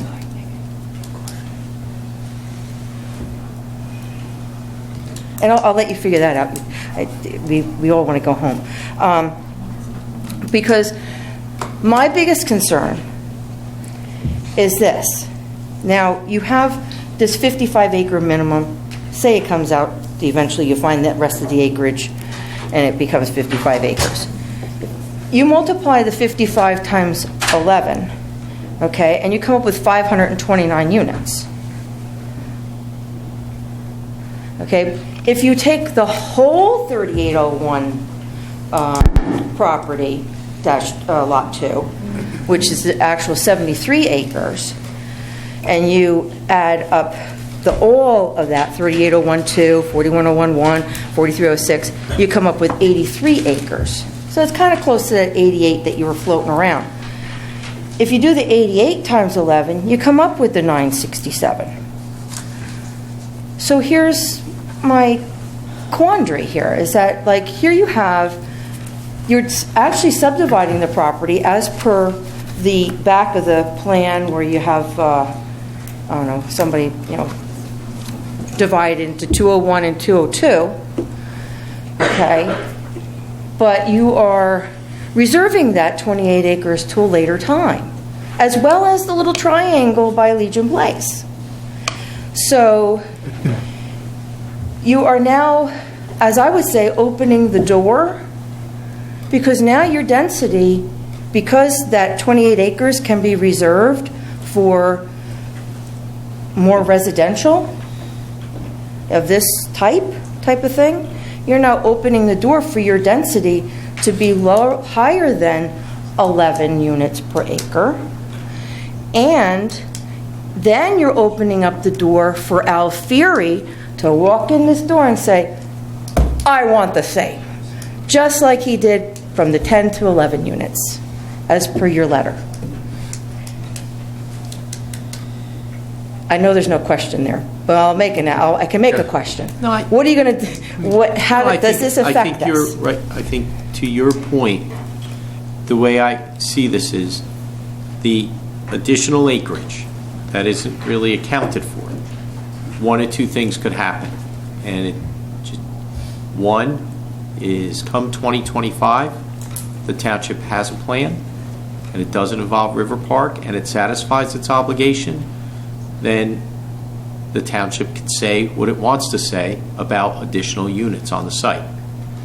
If the township doesn't have a plan to meet units, it could be in a similar situation, based on how things go. So the agreement says that really both parties reserve their rights. The town reserves its right to say no. River Park reserves its right to come back and say, no, we think that we could force that there's a need to develop this site to comply with affordable housing. So it was left where that door is not closed.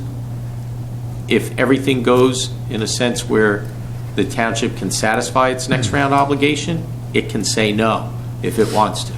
If it doesn't, there's that risk, to your point. But you're opening the door for any other locations to possibly have more than 11 per acre. Well, the one location that potentially, you're right, it would be Airport Road if it were this round. But, you're right, if something changed this round there, then Airport Road would gain the benefit as well. It doesn't apply to the other sites, and it would only be for this round. Right, but Airport Road was an intervener, correct? Yes. Okay, so they are in this round. Their numbers are part of your figuring into numbers, correct? Right. To get that 550? Right. Okay, so what I'm saying here is that now they have the ability to say that you're actually leaving the door open for them to have more. So could Alfieri come in and say, I want more too? Well, right now it's 11. right now, if, so long as we Well, can it's 11 demonstrate. on the entire 88. Correct. But you subdivided it, and this plan is only for Area A.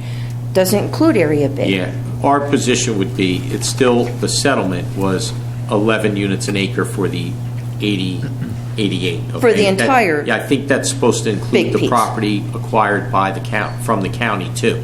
That's only But to 6.5 your point, acres. Terry, if, for whatever reason, that density were to change, Mhm. and it becomes 12 or 13 for the whole tract in this round, then you're right.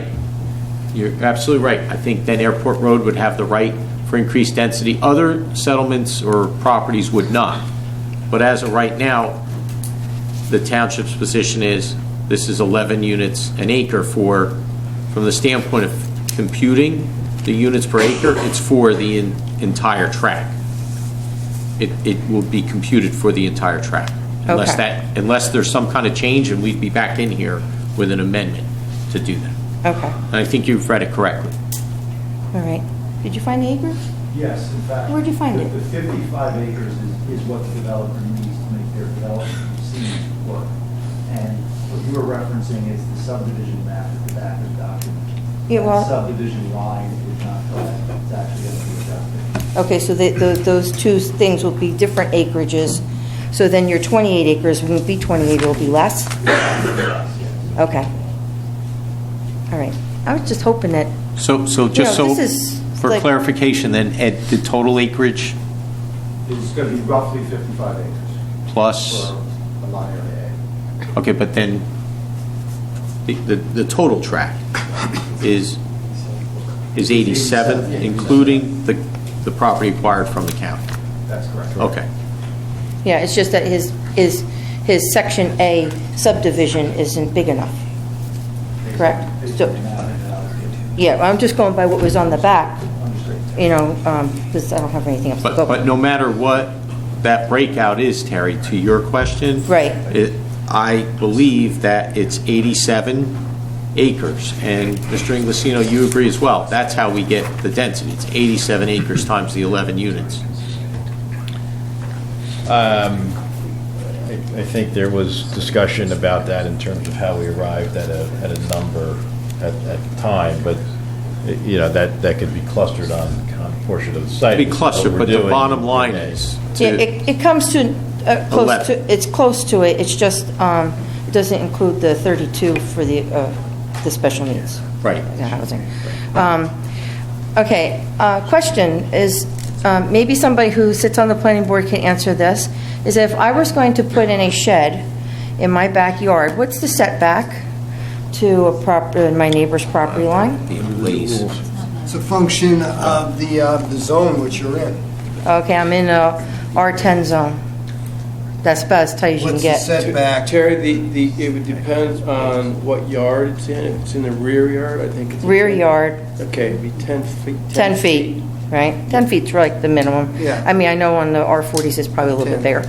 So, again, getting back to the Chuck from the M&E, 5 feet to the property line of the M&E Railroad is like ridiculous. I mean, the reason why I say this is because many years ago, and this is going to be a 1-minute story. Many years ago, I did a special project with my kids in Newark, my little second grade girls, and we interviewed the man who has who actually engineered and built the movie theater on the corner of Springfield and Bergen. And he was explaining to us about the vibration of the actual movie and how the design of the building had to accommodate the actual vibration of audio from the movies. Well, now you've got a gazillion-ton thing traveling by, you know, and I'm sure it's going to produce vibration. And like you said, it's going to be like 15 feet to the edge of the rail. Maybe 20 because of the extra 5 feet there. So is that into consideration in any of your design and engineering aspects of the building? Because, you know, I envision, you know, I Love Lucy and Ricky, and they're bouncing all over the place. Water shaking? the bed kind of moves to the other I'm end. not going to rent that apartment, by the way. You know, everything falls off the shelves. I think Mr. Reiner addressed that earlier. We don't have anything else to add. You don't have any, but you didn't go into, you didn't speak about the engineering aspects of the actual building. You were talking more about zoning and about noise. I'm talking about the actual vibrations. Well, and vibrations, and we just don't have anything to add to what was said before. In terms of vibrations and so forth, if the planning board wants to hear testimony on that from our engineer during site plan, we'll certainly provide it. I'll keep it in one of my little tabs here. Okay, the parking structure, will any parking be underground? We may have some portions of parking slightly underground, yes. So May, slightly, yes, may and slightly, yes. means The yes. site plan application will provide exactly what parking, but the way it's designed is 2 levels of parking, one at grade, one above grade. We may have portions of some decks that go slightly below grade. Okay, and will there be any... When I say slightly, I mean partially. In other words, it may not be a full level underneath, but it may be a ramp going down to achieve the parking ratios that are required as parking. But at any given time, the parking, there will only be 2 parking actual levels of parking, or will there be a third? 2 levels, when I say 2 levels, there are 2 levels for grade, being 1 level and 1 level of parking above it. Mhm. That would be, that's the 2 levels that are visible from grade. Okay, and your slight one, Maybe ramps that go down to accommodate the required parking. so you're saying there's going to be could be 3 levels of parking, 1 below grade? Yes, however, from the perspective of standing on the street, it's 2 levels. It'll never view as 3 levels. I'm Then yes to your... Okay. My concern, I don't really care what the parking thing looks like, because my truck's not going to fit in there anyway. So, you know, so... They'll fit out the first level, because we'll have at least 14 foot. I'm worried about it flooding and putting water down in there. That's my concern, is because, you know, the area has been known to sustain quite a bit of flooding in the past, especially with Irene and stuff like that. So I'm curious as to, you know, what kind of accommodations, you know, There is, we have looked at preliminary stormwater management systems that may deal with runoff from, as John had indicated, this meeting the DEP requirements for stormwater runoff.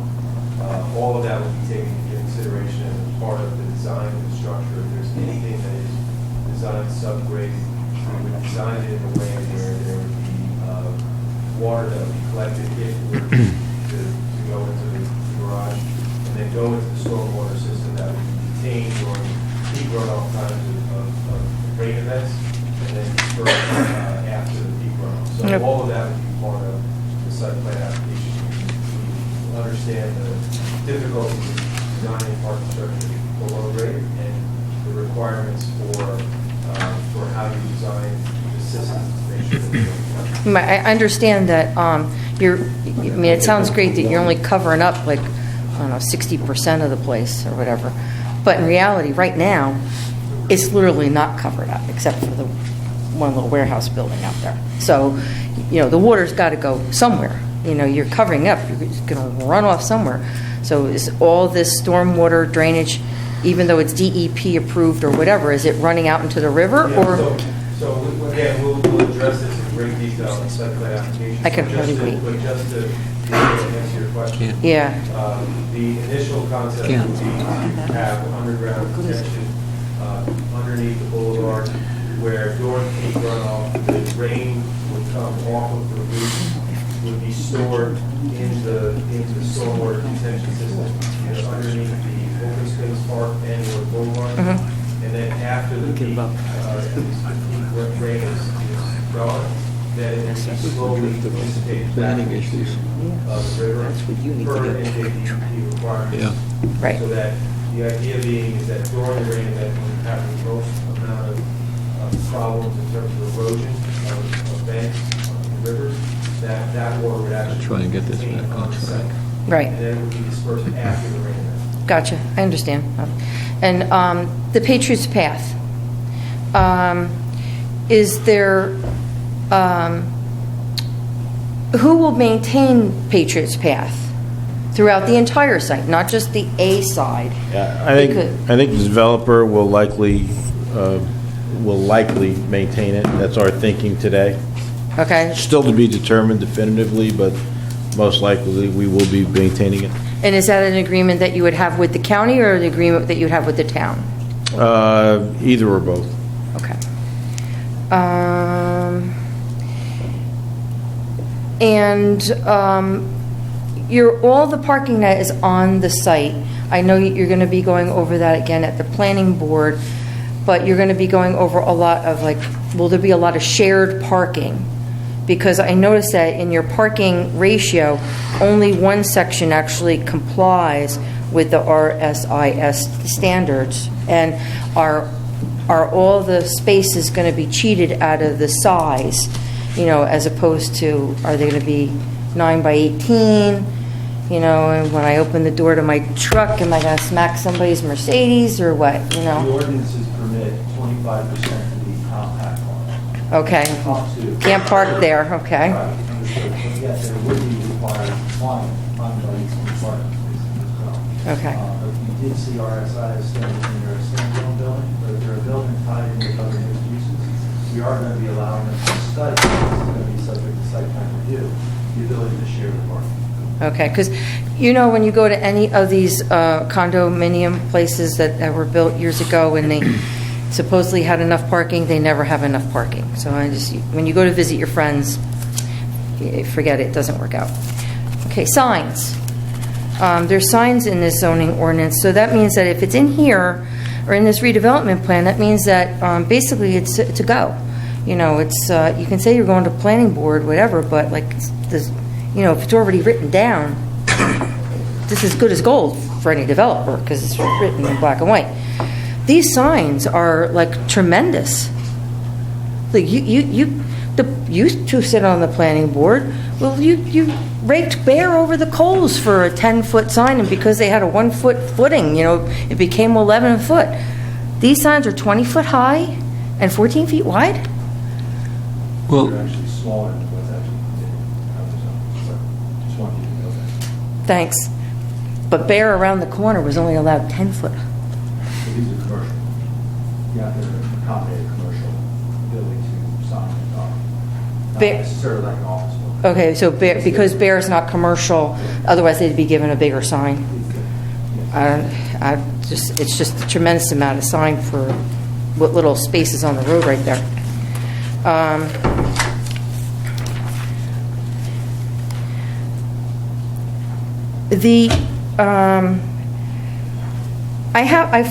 page 32 of your plan, in reference to development and placemaking design standards, I really take exception to number 1, where it says appropriate scale for the town center.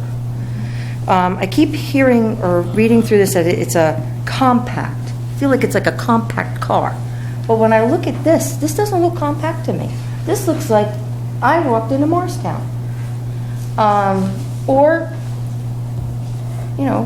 East Orange. It's just like so high and so smooshed. There's no spreading out of anything. I don't think that this is an appropriate scale for a town center in Hanover. It might be an appropriate scale in a more urbanesque area, but for Hanover Township, I just feel as though that this is this is not the suburban character that I keep hearing at EDAC, I keep hearing at Planning Board, being repeated by the members there, that that when somebody goes before the Planning Board, they say, oh, well, it destroys the suburban character or the suburban nature of the neighborhood. God forbid somebody is on a corner lot and they want to put on a fence. It destroys the suburban character. This is not suburban. This is the city. This is urban. This is not a suburban character. So I really take exception to appropriate scale for a town center, because it's the town center of my town, of which I've only lived here for 60 years. And, my family only has been here since, the early 1800s. So, and I basically live on a farm that's on the same property that was owned by my father's great-great-grandmother.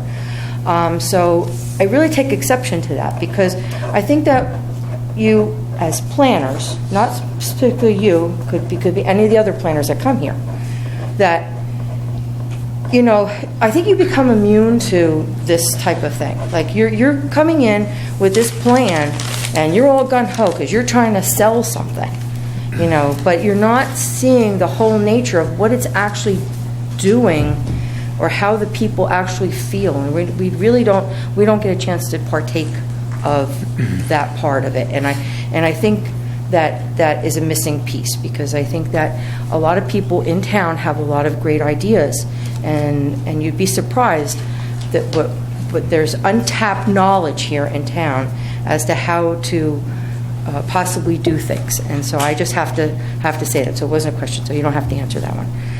And the traffic study, as far as the traffic goes, I can already tell you, because I've sat through enough meetings for corporate mailings, and maybe Mr. Inglesino was there, in reference to the traffic light that is at Whippany Road and Parsippany Road, where everyone wants to make that left-hand turn, is already an F. Is there anything worse than an F? Because I want to know the direction that we're going to go into. Is there? You don't know of anything worse than F? I mean, you could put your name on the paper and you got an F, right? Okay, because people laugh, but my daughter has said that I should have a new business plan, that I'm going to sell lemonade in the summer in the front of my house because of the traffic, and in the wintertime I'm going to sell hot chocolate, because people are stopped in front of my house all the time, and they stay there for quite a while. So I appreciate it. Like I said, it is beautiful. I mean, but I just don't see it fitting in with the character of our town, and the fact that of all this retail, I'm worried that it's going to become a retail glut like the white elephants of the office buildings of years past, that have now been all like turning into residential mega things, so. And with that, thank you. I'm sorry I went over my 4 minutes. Thank you, Terry. Take care. I want to take a second for a response. Doug, you had commented earlier on a quote from myself during a reorganization meeting on rentals. I want to comment on it for one reason. The community at large, now with the amount of corporates that we have in here, right now we have two major rental areas in town. We have Woodmont and we have Sterling Mist, I think Sterling is called. They may account for some 300 or so rental units.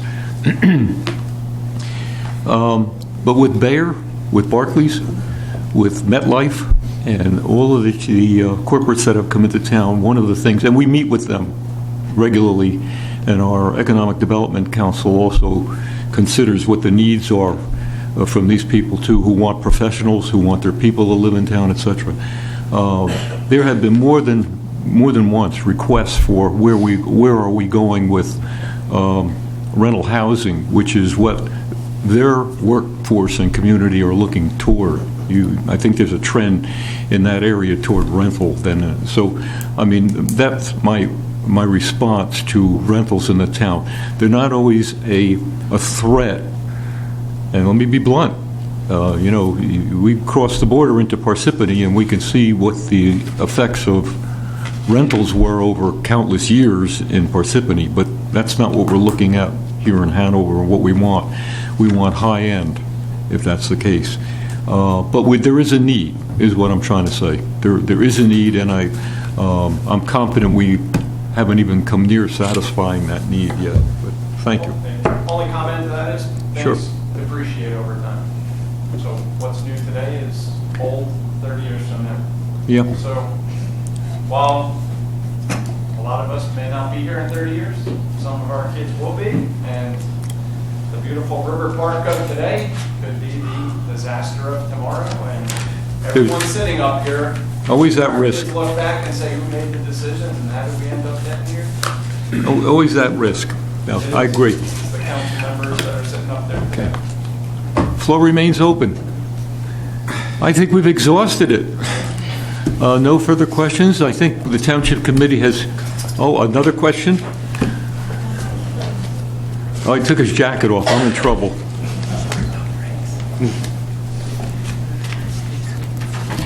Again, hello, my name is John Kovayan, 2604 Cortland, here in Whippany. Now I'm wondering,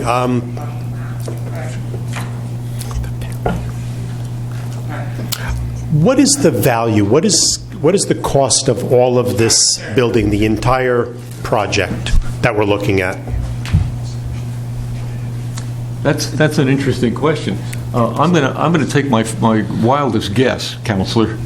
I'm going to say right now a rateable base in Hanover Township is hovering at about where's Silver? We went in. All right, is hovering at about $4 billion. I'm going to take my wildest guess and say that a project of this nature can come close to $8 billion in rateable base. How many? 8?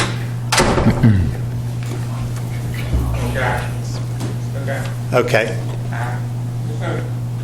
Okay, so you have the river there. That's a little bit of a dangerous feature where there's somebody here commenting about like hurricanes impact. I believe it was Irene. And you get flooding, in the river. The stores and the living spaces, could they potentially be damaged?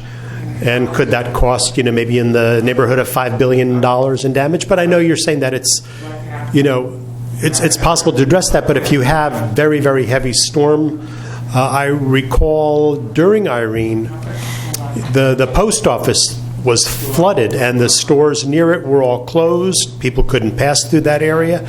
So is it possible because that land is somewhat low-lying that it is maybe not as safe? And, we could lose, since it's valued at $8 billion, we could be losing. And who would be on the hook for that? Insurance or, I'm concerned about those costs. The homeowner's insurance, being drained to address the losses, potential losses there. Who's going to address that? All I can tell you is that the project has been designed to comply with all of the flood areas and so forth, and that's certainly an appropriate question at the site plan phase, but not at this time. We don't have engineers here to, providing testimony tonight. But again, just sharing that I've lived here for 25 years and, I've seen a lot. Just sharing that. Thank you all. Thank you all. At this juncture and at this hour, being nearly 11:30, I'm going to ask the committee to motion to close this portion of the meeting. Second. Motion All in by favor? Mr. Cahill, Very second good. by- So forth. Township Committee does have a significant amount of additional business to do tonight in additional ordinances and additional resolutions. So on that Well, note, the next step is, what is the pleasure of the township of this, on committee this particular on ordinance action, yeah. 58, because you closed the public hearing, but now consideration of adoption. Yeah. On a motion on approval or not? Sure. Okay. A motion by Mr. Firmas. Given the testimony, the recommendation of the planning board, given the challenges that have been foisted upon us by Fair Share Housing, this is probably the best possible plan at this point that we can accomplish, so I will move this plan forward. A motion by Mr. Faramasca. Second. Second by Mr. Cahill. This is a roll call for adoption of ordinance 58-2019. Mr. Gallagher. Aye. Mr. Faramasca. Aye. Mr. Mahalko. Yes. Mr. Cahill. Yes. And Mr. Francioli. Aye. So adopted. Okay, ladies and gentlemen, as we now move ahead with our agenda. Thank you very much.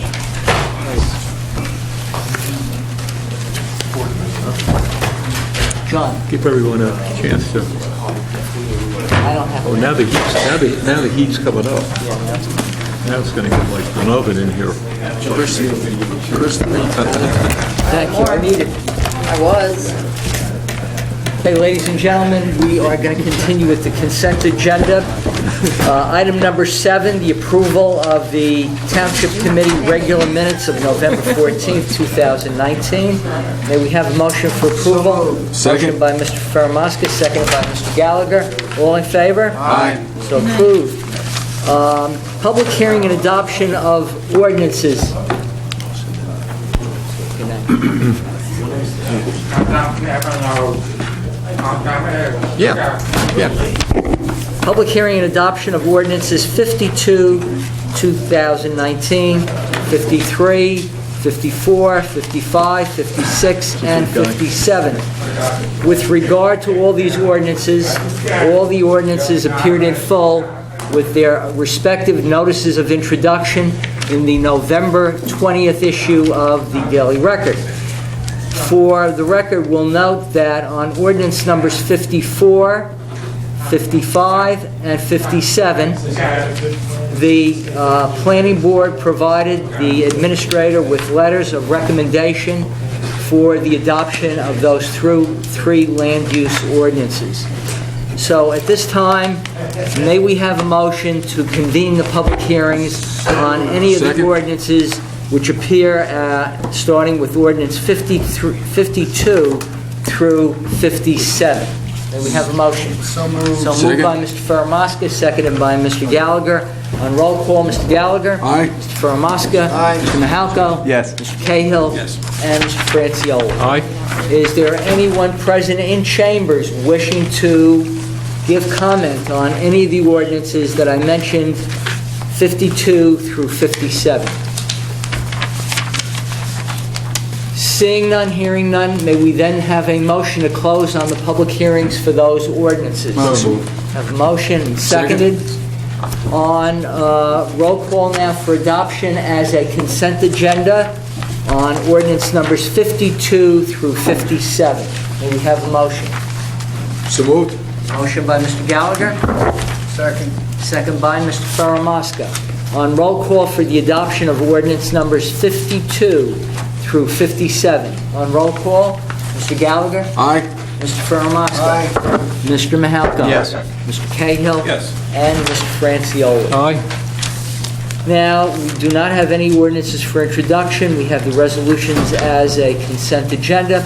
And I just want to make a note for the record that all of these ordinances are available free of charge for any member of the public wishing to receive a copy. All they need to do is call my office, and we will make any resolution, just like we do with the ordinances, available to any members of the public free of charge. So at this time, do any members of the Township Committee have questions about any of the Yeah, resolutions? just some commentary on H. Yeah.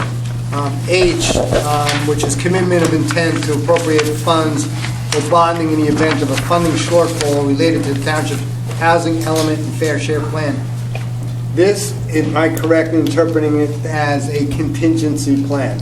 In the event this plan fell apart and the requirements to fulfill the court-ordered mandate is such that we would then have to intervene. Well, yeah, it's really almost beyond remote, Committeeman Faramasca, because this is the type of practice that's required before you go before the court to explain that the township supports its affordable housing obligation. Now, there are towns, and we even have some neighboring communities that are financially involved in that process. Hanover Township has a very healthy affordable housing trust fund, but in all of this affordable housing, there is no commitment to provide any type of funding out of the Affordable Housing Trust Fund besides the expenses. So that's why I say remote. So for like another community, and there are some that say we're going to develop our own affordable housing, well, this type of resolution is important because you have to represent to the court that if need be it, and we run out of money, and our Affordable Housing Trust Fund will bond for it. In Hanover, I believe we have a Affordable Housing Trust Fund to address existing matters of near $4 million. And in this entire settlement, there were no monies that are committed. So for saying you intend, by the way, you say intend, and this is a resolution, and a resolution dies at the end of the year. So we think now's the best time to adopt the resolution, because I don't think there's anything, all right, I'll guarantee it, between now and December 31st that'll obligate the township. But on the other hand, I also think that the court will look to see, and the special master will, as the formality that the township said we intend if it comes up. Not that we're committed and you can't bind future governing bodies. And I know how sensitive this governing body is to bonding. So, but I would say from that standpoint, the court would want to see that we took that action, and our affordable housing planner, Joseph Burgess's office, recommended that under the circumstances that we adopt the ordinance, and that's why. And there's no financial commitment that we see right now as a shortfall. Thank you. And then I would just like to add to that it's actually CO's rules that we adopt that, and we've adopted it every round of affordable housing, and we've never had to bond. We've never had to bond. We've never had a shortfall in all of the 30 years that we've been doing this. So it's pretty safe. So for the record, Blaze and I agree. No, that's noteworthy. So this intent essentially lasts less than 3 weeks. Well, technically, a resolution would die. So, but yes, it's still an intent, and it still would be remote because there is no financial obligation in our affordable housing settlement. This is in relation to our spending plan, which dedicates money to certain items, not to the construction of any of these settlement projects. It's all related to things like rehabilitation, paying our bills for consultants, things like that. Even after that commitment, we have a couple $1 million left over. So it's the likelihood of a shortfall is almost to the degree of impossible. Thank you for the clarification. Any other questions from members of the governing body concerning any of the resolutions listed on the consent Move agenda? they be approved. We have a motion by Mr. Fermaska, seconded by Mr. Gallagher. On roll call for the approval of the agenda, the consent agenda for resolutions, Mr. Gallagher? Aye. Mr. Fermaska? Aye. Mr. Mahalka? Yes. Mr. Cahill? Yes. And Mr. Francioli? Aye. So approved, and now we continue on the back page. We have the payment of bills at $9,144,386.17. Motion So to moved. approve. We have motion, second. Second. All in favor? Aye. So approved. On the raffle applications, also as a consent agenda. Are there any questions? Move they be approved. We have a motion by Mr. Fermaska, Second. second by Mr. Gallagher. All in favor? Aye. So approved. Mr. Chairman, members of the Township Committee, that clears the agenda of the Business Administrator, Township Clerk, and I thank you for your patience and thank you. indulgence. Thank you, Joe. Given the late hour, we're going to once again, gentlemen, open as we always do to the public. Motion to open. So moved. Second. All in favor? Aye. Okay, the floor is now once again open. Anyone like to address the Township Committee? Hi, Terry Baird, 180 Parsippany Road in the Whippany section of Hanover. Because you didn't have the open part at the beginning, I would have asked at that time, and then there was no time to ask. But you went over H in the consent agenda, and because these were added today, I wasn't able to come over here to get a copy of it. Could you please explain G, adopting an affirmative marketing plan for the Township of Hanover? Blaze? Yeah, Terry, this is another item that the state regulations require that we do, and the language in that affirmative marketing plan is pretty much boilerplate.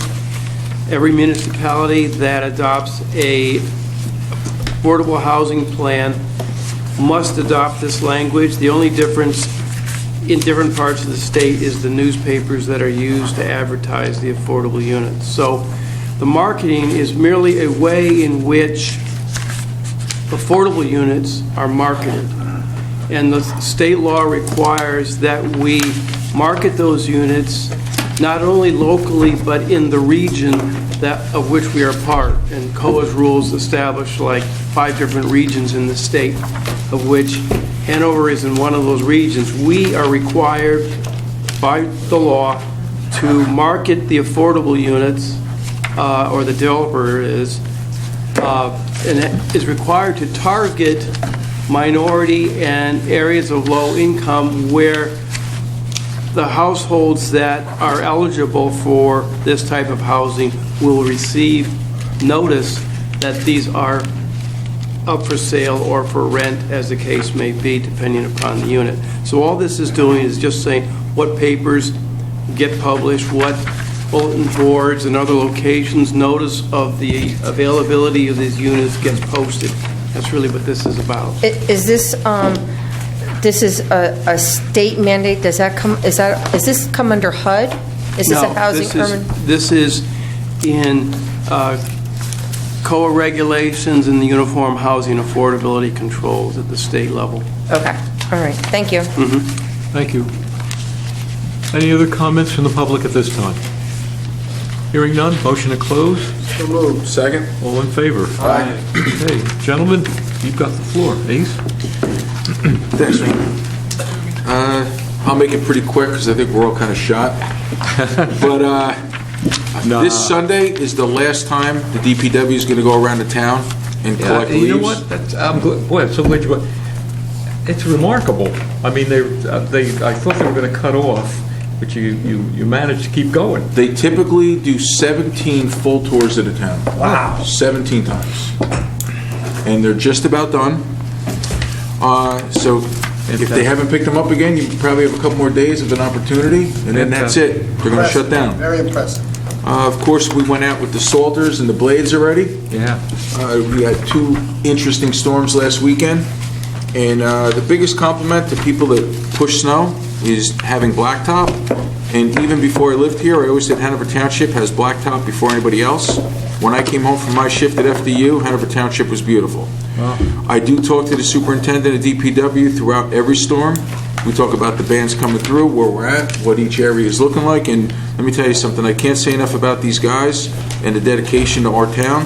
And Brian Ferrand is an incredible leader, especially when the chips are down and it's 3 o'clock in the morning and it's still snowing and it's starting to rain sideways. So the guys did a great job. What I'll also say too is everything's decorated very nice around Town Hall. Once again, DPW, the guys are fantastic. And I'm looking forward to going down to the garage and seeing them getting out the lawnmowers and sharpening the blades and starting to think about the springtime and hearing Committeeman Mahalko talk about the Memorial Day Parade. But my mom always said, never fast forward your life, so one day at a time we have Christmas coming up. So that's a good thing and a beautiful thing for all of us. Just a couple quick ones. We introduced Friday nights at Menon Arena starting January 3rd. It's going to be 10 consecutive Friday nights. We're introducing Saturday nights at Aspen Ice in Randolph beginning January 4th. That's going to run for 10 consecutive Saturday nights. We will be putting out the press release, I think, tomorrow. Jim, if you didn't get it today, you're probably getting it tomorrow. I got it today. Okay, beautiful, beautiful. We did have the public launch of our website for the New Jersey Coalition for Education and Positive Choices at the Jets Training Facility last Tuesday night. Everybody was there. Thank you very much, guys. It's great to have this kind of presence. Mr. Faramaska wasn't there because he was sick. I think that I got sick from him telling me he was sick because I was sick right after that. In spirit. In spirit. But what's nice, too, from that event, the Jets, me and Mayor Taylor have a meeting with the Jets owner next week. The Jets want to work with our coalition. and they actually asked us if we would have a couple nights at their facility when the weather got nicer. So we're really starting to pick up some steam, and again, there's a need for what, we believe there's a real need for what we're doing. Orange County Chopper took a trip down. Yeah. And we had the vice president of marketing there, and a couple of us are going up to Orange County Chopper. I told them, providing they guarantee us we're going to be on television. They said yes, so we're going to go there and be in that garage until they put us on television. That's our threat to them, and they think it's funny, and they're going to find out we're serious. The last thing I'll tell you is cultural arts is very busy. We've also teamed up cultural arts with the Drug Coalition, as the Recreation Department has been working more and more with us, so it's great. But I don't think we have a public meeting, Joe, between now and Christmas. Is that correct? No, we do on the 23rd. So it is public? Yes. Okay, good. Then I'll save the big happy holidays and everything for that 23rd. meeting, and we'll move on and get out of here. That's it, Ron. Thank you. Oh, thank you. No, that was great. That was great. Very good. What have we done? Committeeman Cahill. Thank you. So just three things to talk about. First, once again, as we've talked about around the holiday season, Hanover Township Police Department will be participating in the Drive Sober or Get Pulled Over program. It actually started last Friday, December 6th, and will run through New Year's. And essentially, if you recall, it involves providing more resources on the road, specifically looking for impaired drivers and trying to make that more of a priority during this season, because unfortunately some people decide to make that mistake and drive after a few too many. So I'll provide, as I always do, results of this initiative in the coming months. Hanover Police Department consistently performs above average compared to other surrounding communities. Last Saturday, for the St. Louis Fire Department, there was an event where during that event, they honored firefighters Tom Harrington and Gary Kaiser for 50 years of service. At that event, the St. Louis Fire Department, the St. Louis Fire Commissioners, the New Jersey Firefighters Association, and the Township Committee presented various awards in their honor. At the same time, or shortly after that, we also presented them with the resolution that we brought forth in an earlier committee meeting commemorating their 100 years of service. And lastly, Whippany Fire Department will be driving around town with Santa on the back of the firehouse this Sunday. So look for that, and we'll probably be all over town. That's it, Did Whippany have their, did you have didn't Whippany have a fair tonight? Didn't they have a get-together tonight? Whippany Fire Company. Tomorrow night. Oh, is it tomorrow night? Tomorrow night. Yeah. Very good. Okay. Son of a gun. Michael. Just to keep it short and sweet, senior citizens had their holiday meeting at the beginning of the month. The Whippany Park Band and Choir was there. It was a beautiful time. They really did an excellent job. They also elected a new president for the senior citizens, Ken Oxley, and looking forward to seeing him and working with him next year. He does a great job. He's already been involved very deeply. Again, I can't say it enough. If you're of age, reach out to the senior citizens. They have events going on every month. They meet the first and third Wednesday of the month, but there's always something, everything from bingo to bus trips, Atlantic City. There's so many. There's a list, and the list just came out for next year. So there's always something going on. Reach out to the senior citizens if you're of age and really get involved. It's a great group. Recreation-wise, winding things down for the year. We had our last recreation trip to the Paper Mill Playhouse was last night. It was Hammerstein's Cinderella, and then dinner at Charlie Brown's in Chatham. It was a sold-out trip. It was a great function. Also, we had Santa come to town. More than 300 children and their family were there on the 7th, on Saturday the 7th. And we really want to thank the Whippany Fire Company for delivering Santa. They brought Santa to the function, and it was nice of them to help out. On the go forward, January 3rd, we start the ski club for the middle school. And those are on Friday nights through January for the next 10. That's all we have for tonight. That's plenty. I'm telling you. Very good. John? Sure. Engineering, 8 roads planned, 8 roads done. Good job, engineering. Engineering trail grants. This is good news for Hanover Township. Hanover Township was once again successful in earning a $172,000 grant from Morris County's Open Space Fund. Hanover Township pioneered that initiative, getting access to open space funds for trails, and total to date, Hanover Township has received $438,000 in funding for our trails. So great job, Matt. The Environmental Commission. The Environmental Commission at this time is evaluating the impact of single-use bags, and they're looking at it from three perspectives. The impact on the environment, we all understand the issues there. But we also need to have an appreciation about the impact upon the shopper as well as the impact upon our retail community. So they're paying close attention to legislation that's being discussed in Trenton as well. But I think sometime in the not-too-distant future, they're going to be putting a recommendation to the Township Committee for consideration. The last element, and probably the most important element, is affordable housing. In the most recent New Jersey State Convention, League of Municipalities, Hanover advanced 3 pieces of legislation specifically geared to the subject of affordable housing. Number 1, an overall reevaluation of the affordable housing plan. We recommended, along with other municipalities, the adoption of a more realistic approach. This is to be a state-funded, not a local mandate process, which it's kind of been flipped upside down, that the state essentially has anointed municipalities to satisfy affordable housing. This is a state responsibility. We reminded them of that. We also reminded them about the reinstitution of options for investment in inner cities. Where there's a need, there's transportation and there's jobs where people will benefit from the affordable housing activity. Number 2, no more what we call unfunded mandates. Increased density is placing quality of life and financial burden upon our residents. This piece of legislation would require future density projects to provide funding for what we call local transportation options. So any go-forward affordable housing would have a responsibility to provide some sort of local transportation to alleviate the impact to our roads.